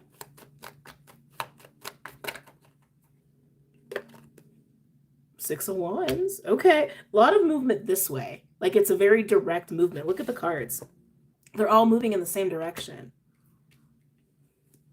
Let's see. Tell me about star and death for Libra. Ten of Wands. And the Seven of Pentacles. Yeah, again, it's like it's shifting how you see something. Libra, this is fascinating. I literally am getting the vibe that like you have some sort of wish, you have some sort of hope, you have some sort of dream, you have some sort of vision. You have this knight energy coming right at you, okay? And knights deliver information. Knight of Cups is emotional information. Knight of Pentacles is something very practical, tangible, it can offer or to do something for you on your behalf. And then the Six of Wands, which is some sort of like victory here, right? I almost want to say you're getting what you want, but when in getting what you want, then you hit this, the Ten of Wands and the Seven of Pentacles. Evaluation. Examination. Why is the Ten of Wands and the Seven of Pentacles here? Why is the Ten of Wands and the Seven of Pentacles here? Nine of Cups. Yeah, about your wish fulfillment. Yeah, so Libra, it's like, it's so strange. It's like the way it comes in or the way it's communicated to you, because you're getting what you want. You're getting what you want. You're getting something that like you've been holding for yourself, which is reminding me of the Scorpio read. It comes in with these knights, and we're going to get clear on that. So as it comes in, you're getting what you want, but it puts you in a state of reevaluating. It puts you in a state of like, wait, is this what I want? Is this exactly what I want? You're examining it. And I want to say it's because of the way it shows up. That maybe it's just not the way you expected to show up, or the fact that it's become real. You're like, wait. Like, wait, do I? Do I really? Six of Swords. Tell me about the Six of Swords with the Nine of Cups. Five of Pentacles. Libra, you're amazing to me. So, hi, Bubby. I know. So, Libra, as this comes in for you, and you're getting news of this, or it's being offered to you by a very physical person, okay? You go into this evaluation of almost like double checking with yourself if this is exactly what you want or not, or if this is actually going to lead to other things that would create the Five of Pentacles. Let's look at the Knights. Let's look at the Knights here. Are we arguing? Are we arguing in the comments? Do we need to? I don't think we need to argue, guys. I don't think we need to. Let's just enjoy. Can we just like enjoy the moment? Let's just like let it go and just enjoy. Tell me about the Knight of Cups and the Knight of Pentacles. Strength. One more on the Knights here. Clyde. Energy's getting funky. Hey, baby. Tell me more about the Knight of Cups, the Knight of Pentacles for Libra. And then we have the Queen of Wands here. So this is clarifying the Knights. This is clarifying the approach. So again, Libra, no matter how this is showing up for you, your wish fulfillment is coming. It is very much coming. And you guys know I don't say that unless I absolutely see it. It's being communicated to you, okay? It's being communicated to you by someone or someone offering this to you. It's coming in, okay? And then we have Clyde. So many distractions right now. And then we have Clyde. Sorry, guys, hold on. Hey, I need you to stop. I really need you to stop.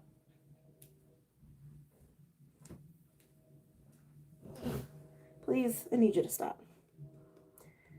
Oh, see, sounds about right, yeah. Oh, no, you're fine. You're fine, CJ. You're fine. I get it. Believe me, I get it. I know sometimes the chat can get kind of passionate. Clyde.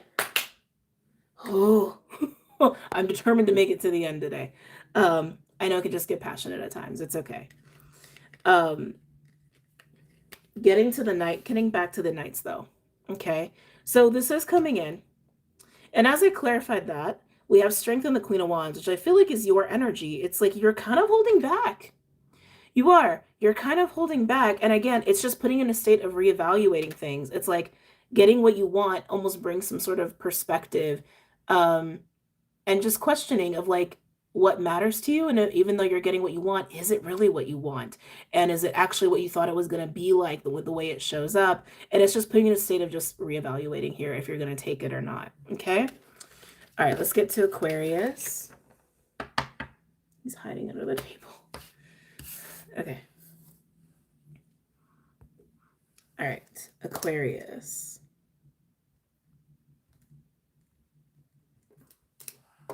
All right, Aqua. Aqua, you have the Three of Wands. Aries energy. Three of Wands comes out when we are really ready for something. We're anticipating something. We're ready to receive. It can also mean looking to new horizons. It could also indicate some sort of level of distance here. Why is the Three of Wands here for Aquarius? The possibilities is what I'm hearing. The possibilities, and there's a sense of waiting. Not like, I don't want to say, not like waiting for someone. That's not what I'm getting. It's more like,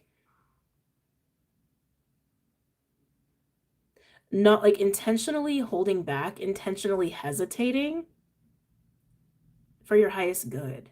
You know what I mean? It's like sometimes hesitation is not bad. Like sometimes we hesitate because maybe we need to hesitate. Maybe we don't have all the information.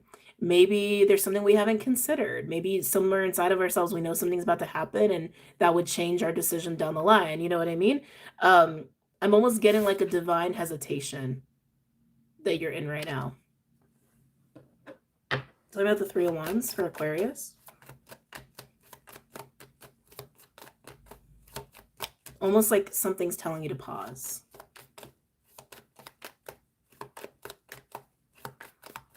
Tell me about the Three of Wands for Aquarius. Yep, there it is. Pause. Hanged Man.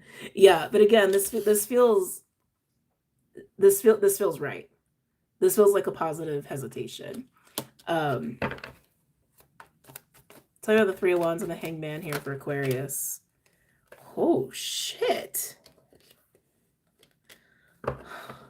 Bubby, hi, I know. I feel like such a mom right now. I'm sorry. Give me a second. Bubby, it's okay. I'm almost done.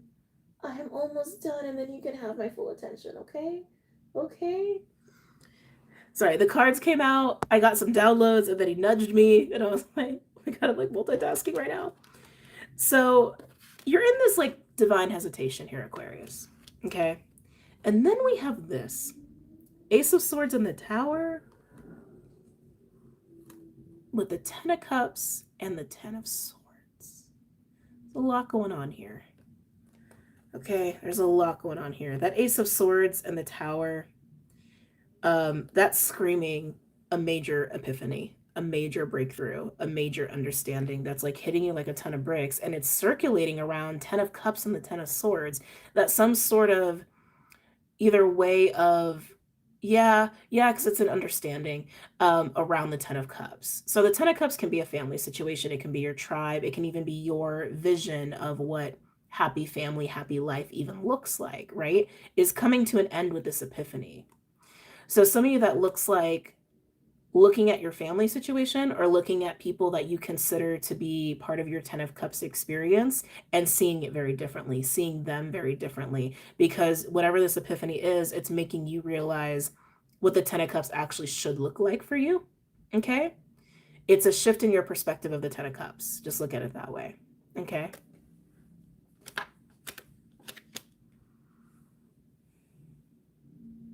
This feels really deep, Aquarius. Tell me about the Ace of Swords and the Tower. Tell me about how this is landing, how this is coming through, and then we'll come back to the 10 of Cups and the 10 of Swords. 5 of Pentacles.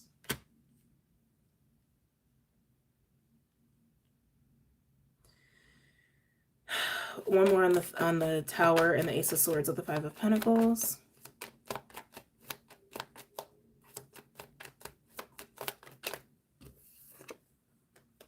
And the 4 of Swords. Man, okay. So this realization you're having that the way you view 10 of Cups, okay, I'm so sorry, guys. I just have to say something. So I totally like respect the whole like being passionate in this conversation between the two of you guys, but it's starting to really distract me, and I just don't want to be distracted. Because every time I look up, I can see you guys going back and forth, and I get it. It's like I totally understand. There's nothing wrong with what you guys are doing at all. It's just really distracting me, and I'm sure it's distracting other people too. So Aquarius, trying to come back to you here. So this realization you're having, that's shifting your perspective of how you look at the 10 of Cups, what you believe to be your 10 of Cups. I'm not going to say it's devastating, but it's like hitting a wall a little bit. It's kind of like being smacked in the face with truth. And when I clarify the epiphany, when I clarify how the truth is landing for you, it creates this 5 of Pentacles and the 4 of Swords here. Okay. Almost like it's making you want to withdraw or retreat to digest this understanding. This is also why you're hesitating. You kind of need the moment here, okay? You need the moment to integrate this. You need the moment to digest what it is you're learning about yourself in relation to what 10 of Cups really is versus what you thought it was. Some of you, this is realizing like family life, like the way that you thought it should be or the way that you've been going about it isn't even aligned to you. Some of you may be coming into terms with the fact that like people you thought you could trust, you can't trust, right? It's like there's so many ways this can play out, but whatever you perceived as the 10 of Cups is not. It's not. That's coming to an end, okay? And you're taking some time to digest that. Let's look at the 10 of Cups here. Tell me about the 10 of Cups.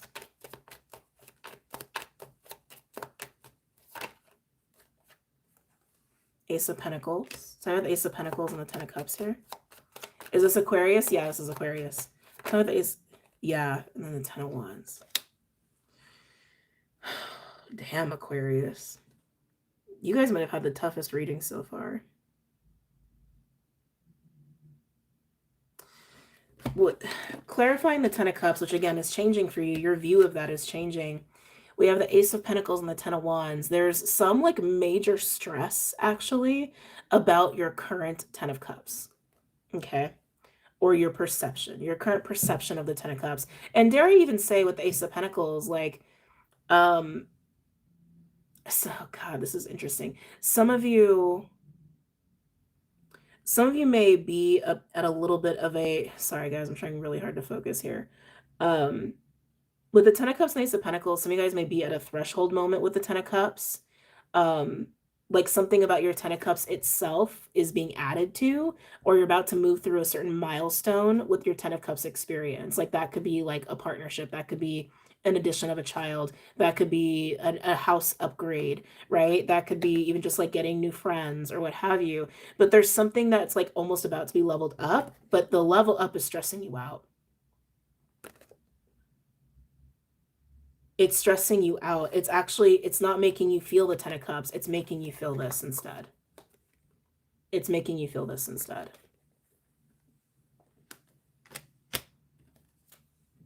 That's why the Ten of Swords is here.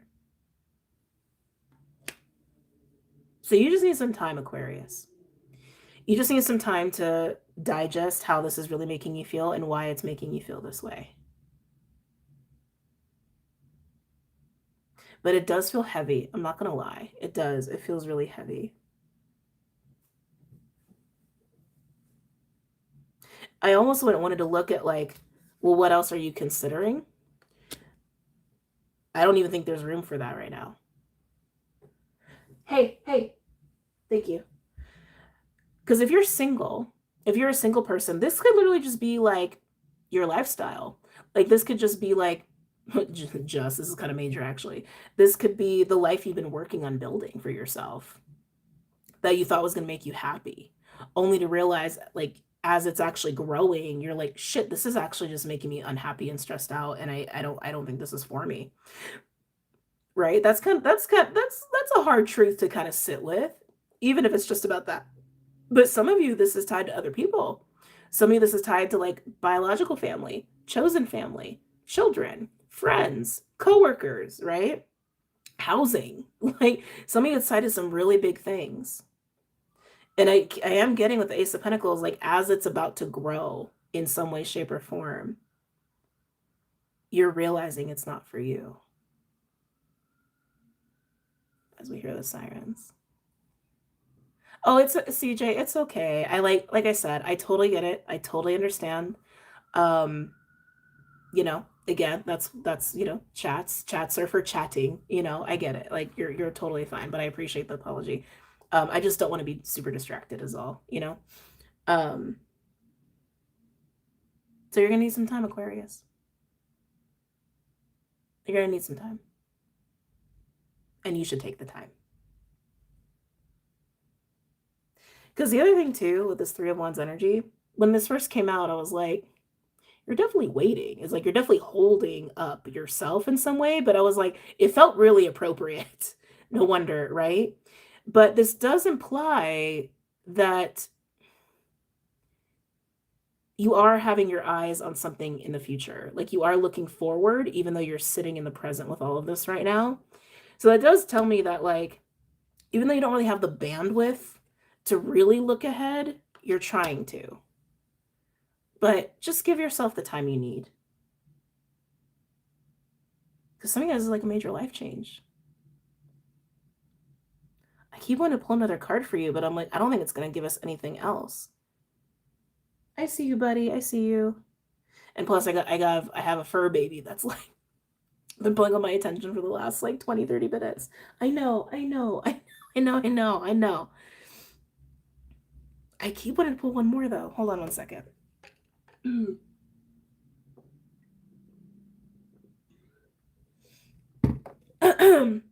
And it's gradually declined into the abyss of darkness. Oh my god, what a description for the aqua readings. They did have some hardcore love readings there for a while. I am going to pull one other card.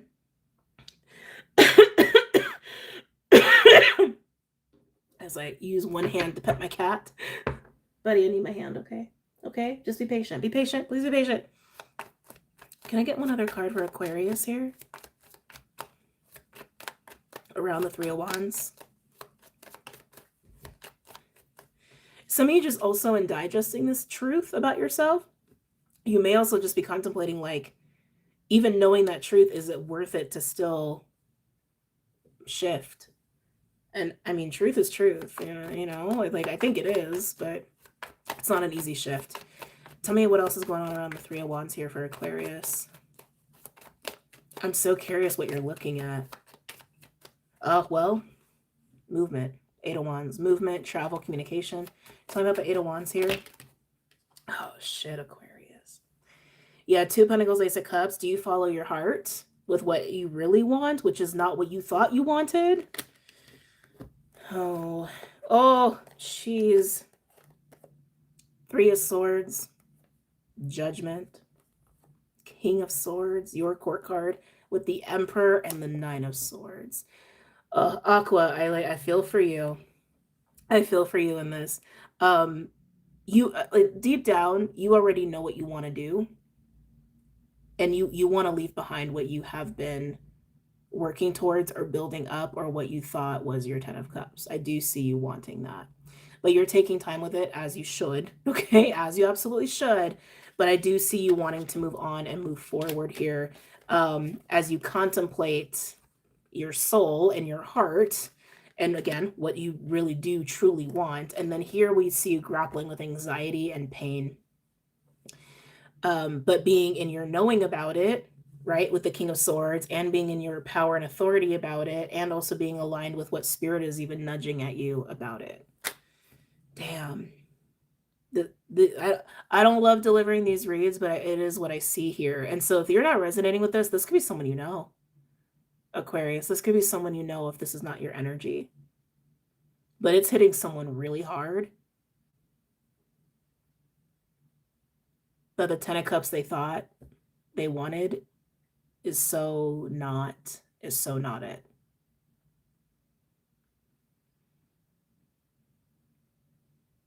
Yeah. Okay. And remember, 10 of Cups doesn't have to be romantic relationships, although it can encompass that. It can be friends. It can be a certain lifestyle.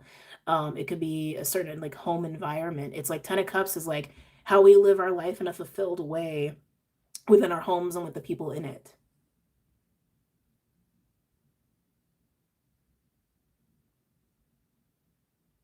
Wait, what?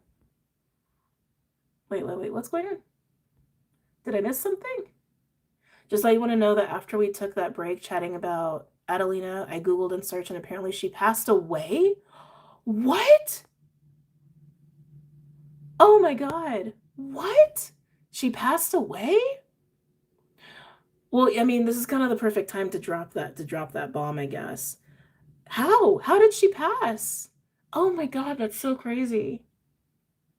She was so young. Yeah, thank you for sharing that. I want to know all the information. It's like, no, I just want to know.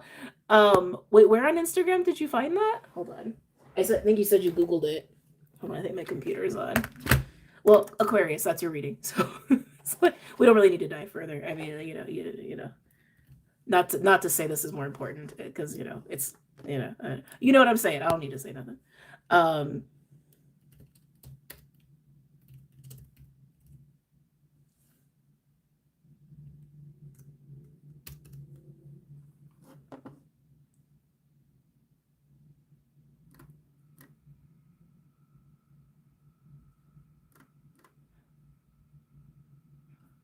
Wait, let's see. Oh man, how do you know she was sick? I'm not sure what you said. Yeah, where on Instagram did you find that?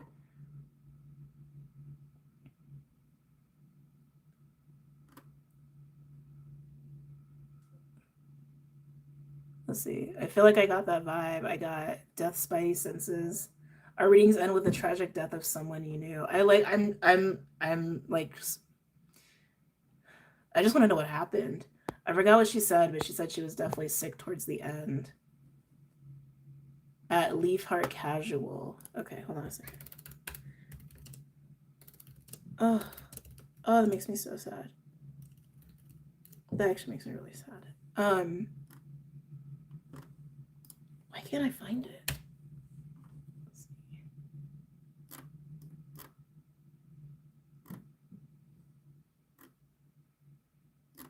That's so crazy. I can't find anything. Maybe it's the stupid algorithm. Let's see. Let's try that. I believe lupus. Oh, dang.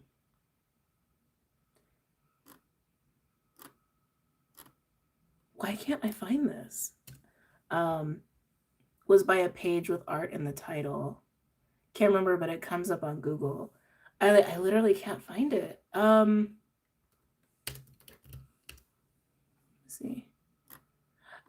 I literally just got the Google message. It looks like there aren't any matches for your search. Like, never get that from Google. Okay, let's try to go straight to Instagram here. It says she had lupus. Oh, so you guys are finding it.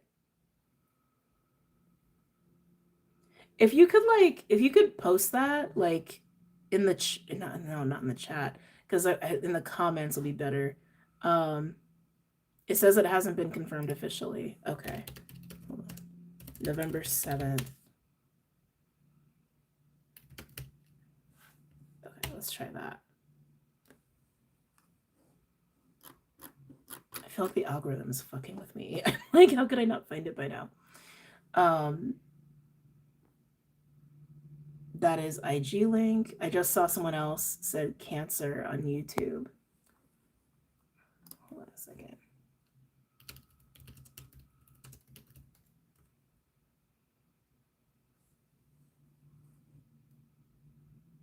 Okay, I finally found something. It's like, this shouldn't have taken so long.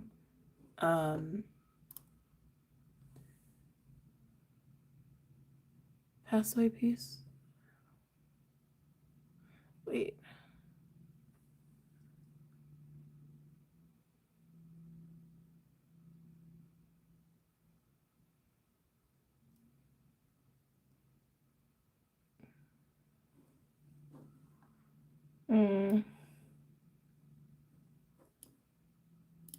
Sorry, I'm all distracted. Sorry, guys.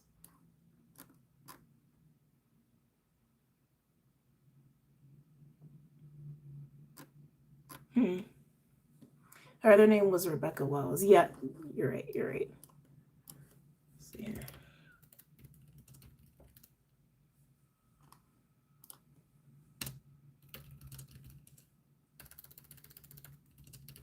God, it's like, I don't know. It's just so, it's always so strange when you find out about a reader passing away.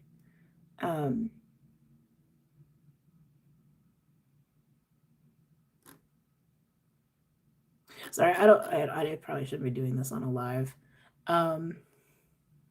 Let's see. Was apparently her birth name. Kind of, she pulled a Doreen Virtue. Yeah, right? It's interesting you say that. I mean, I do, well, okay, it's like a big topic. Death is, death is kind of fascinating to me, says the Scorpio. There have just been certain people I've known in my life who I've like watched pass away very young, and I do just, and I first of all, trigger warning, if this is like not a topic you want to dive into or hear about, by all means, feel free to exercise the exit button on all of this, okay? I do feel like there are just some people where death is kind of a gift, you know what I mean? Where they get to go home, that is kind of how I see it. And like, the people that I've seen pass away, especially like young ages or like in these kinds of like circumstances, sometimes I do get that feeling of like, oh, they get to go home early. Like, and not in a morbid way, but in a like, something about them is just that kind of pure or special or like different or unique or precious, even, that they're not supposed to be here for the long karmic haul, like for some people it is a flash in the pan, but in a way that actually is more of a gift than anything else. And not to say that I'm right about that. Off the computer. Off. Sorry. Well, if she has passed, that's still very surreal to me. If she has passed, I'm sure she is very much at peace. I'm sure she is. There's no doubt in my mind that she wouldn't be. She was my introduction to spirituality at the beginning. So sad. I agree. I always feel guilty for speaking on it when I say I'm ready to go home. Yeah, I feel like some people either get it or they don't. There have definitely been a lot of times where I'm like, take me home. Like, take me home right now. But honestly, God is probably going to keep me here until I'm like 100. It would not shock me. She was absolutely pure light, and her energy was so bright and playful. Yeah, she really was. Like, she was just like, she was just like pure light. Uh, she didn't want to deal with the dense energy here, obviously, and went home. I loved her as much as you can love a stranger. May she rest in glorious joy and peace. Yeah. But I was telling a friend the other day that some come in, do their work, and get out early. Yeah. Like, I really do feel like some people are just not meant to be here very long. Um, yeah, it reminds me of a friend that I had that I met in middle school. I'm not going to go into details about him just for privacy purposes, but he was one of those people, just so like bright in that kind of way, and very intelligent, and just like so unconditionally kind and sweet. Um and he passed away when we were young. I think we were 17 at the time when he passed. And it was just one of those really strange moments, it's like so many people came to his funeral because he was just that kind of a bright person. He just touched people right wherever he went and whoever he spoke to. um I think there were like literally like 600 people at his funeral. It was like something crazy. um but even in his passing, I mean, obviously I was like really sad, but at the same time I was like, I don't know, something in me was just like, oh, I get it. Like, I get why he doesn't need to be here or like need to stay. Like, I don't know. I think you guys understand what I'm saying. Um, when my father passed, a priest told me, "Oh, he's not gone. He's just changed houses. He's changed addresses." I like that actually. I like that a lot. Death has been a safe haven and sanctuary for me. I have so much love for death. Yeah, there's a lot of liberation to be celebrated in death. There really is. Um, I look at it as leaving this experience with the soul lives eternally. Yeah. Makes me sad. Some people think it's just the end. We're so much more than our bodies. Oh, we're so much more than our bodies. So much more. Um, I'm sure wherever she is, she's at peace. I'm looking at little pictures of her still on my computer. I'm letting it sink in. I'm letting it marinate. Uh, I remember home. Where home is, I don't think it's a where. I don't think it's aware. I do think that like this reality is in a container. I do believe that. I do believe this reality is in a container of multidimensionality. Just from what I've seen, from what spirit has let me see, um, and allowed me to experience. But I do feel like home is more of a, how do I want to say this?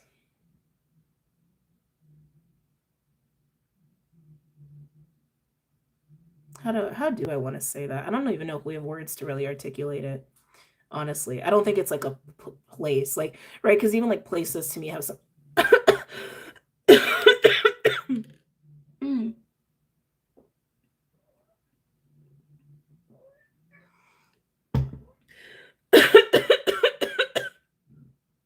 Ooh, my throat. Not happy on that one.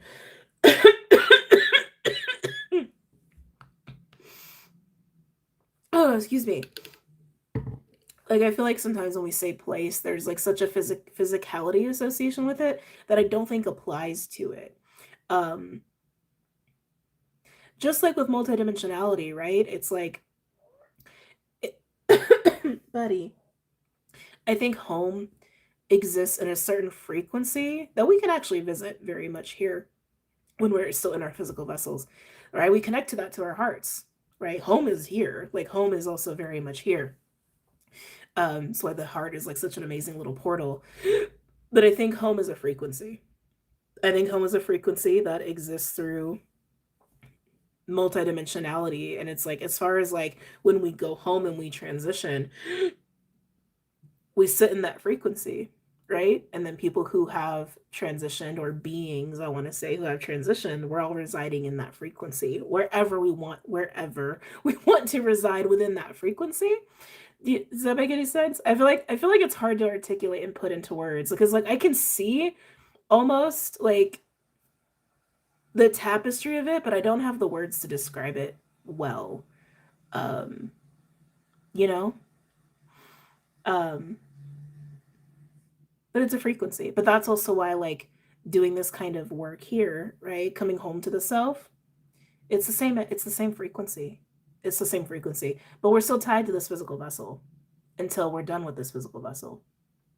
And then we just get to be part of the frequency, right? Because we're all energy, right? We're all energy. All consciousness is energy. Sorry, keeping an eye on Clyde. So when we go home, we just get to be part of it. That's how I see it.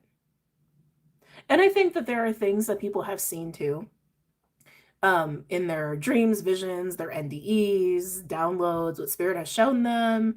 I'm sure metaphysics also, can be applied to that, where we can apply like very human labels to aspects of home and aspects of what it is to be brought back into that frequency as energy. Because like when we leave this body, we're just energy again. We're just pure non-physical energy, right?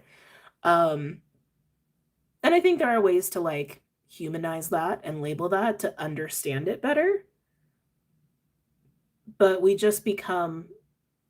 go back to being non-physical energy in that frequency. And there's a piece to that. It's still all consciousness, but we're all one consciousness. We just experience it in this like fractalized separate way because of physicality. So I don't know. That's just how I see it. And when I shared my second novel with my agent, he was like, okay. Hey, I think that's amazing. You're a published author. I love that. That's so cool. I love writing. I love writing. I've been doing so much writing recently. Here and there. I feel like I'm like almost cleaning out my writing pipes or something is kind of how it feels. I would say home is the frequency of love, wherever that is. I'm curious if Aquarius. Hey, down. No, off my computer off. No, you shut it down. I gotta tend to Clyde soon, guys. I really need to. I know. I need to tend to him. Remember when he said, I just hope she is really happy? She is. Yeah, exactly. I'm sure she is. It makes sense. What I've seen mostly is a transcendence of consciousness from this state of awareness into the next level of awareness. Yes, we share one conscious energy source. Yeah. Now he's throwing things off the desk. I need to go. All right, guys. I love you. This has been a very interesting way to end this live and end this talk that, if Adelina has passed, I think we all have said a lot of really beautiful words here tonight. And I think we've all even just honored her in that way of just sharing the things that we appreciated about her and remembered about her. And I know she's happy. I know she's at peace. And no, just honoring a really beautiful soul as we end tonight. But I hope you guys have a great weekend and a great rest of your Friday nights, for those where it is Friday night still. Any interest in writing an astrology textbook? Oh, lots. I have insane amounts of notebooks just filled with my personal notes of things I'd like to write about. I actually lost one on the way here, which was really sad. But it is what it is. But yeah, there's an insane level of topics I want to write about and can write about. It's just a matter of being organized. But anyway, I'm going to go before he destroys something else. So take care. Have a great night. Have a great weekend. And I'll see you all soon. Bye. Buddy.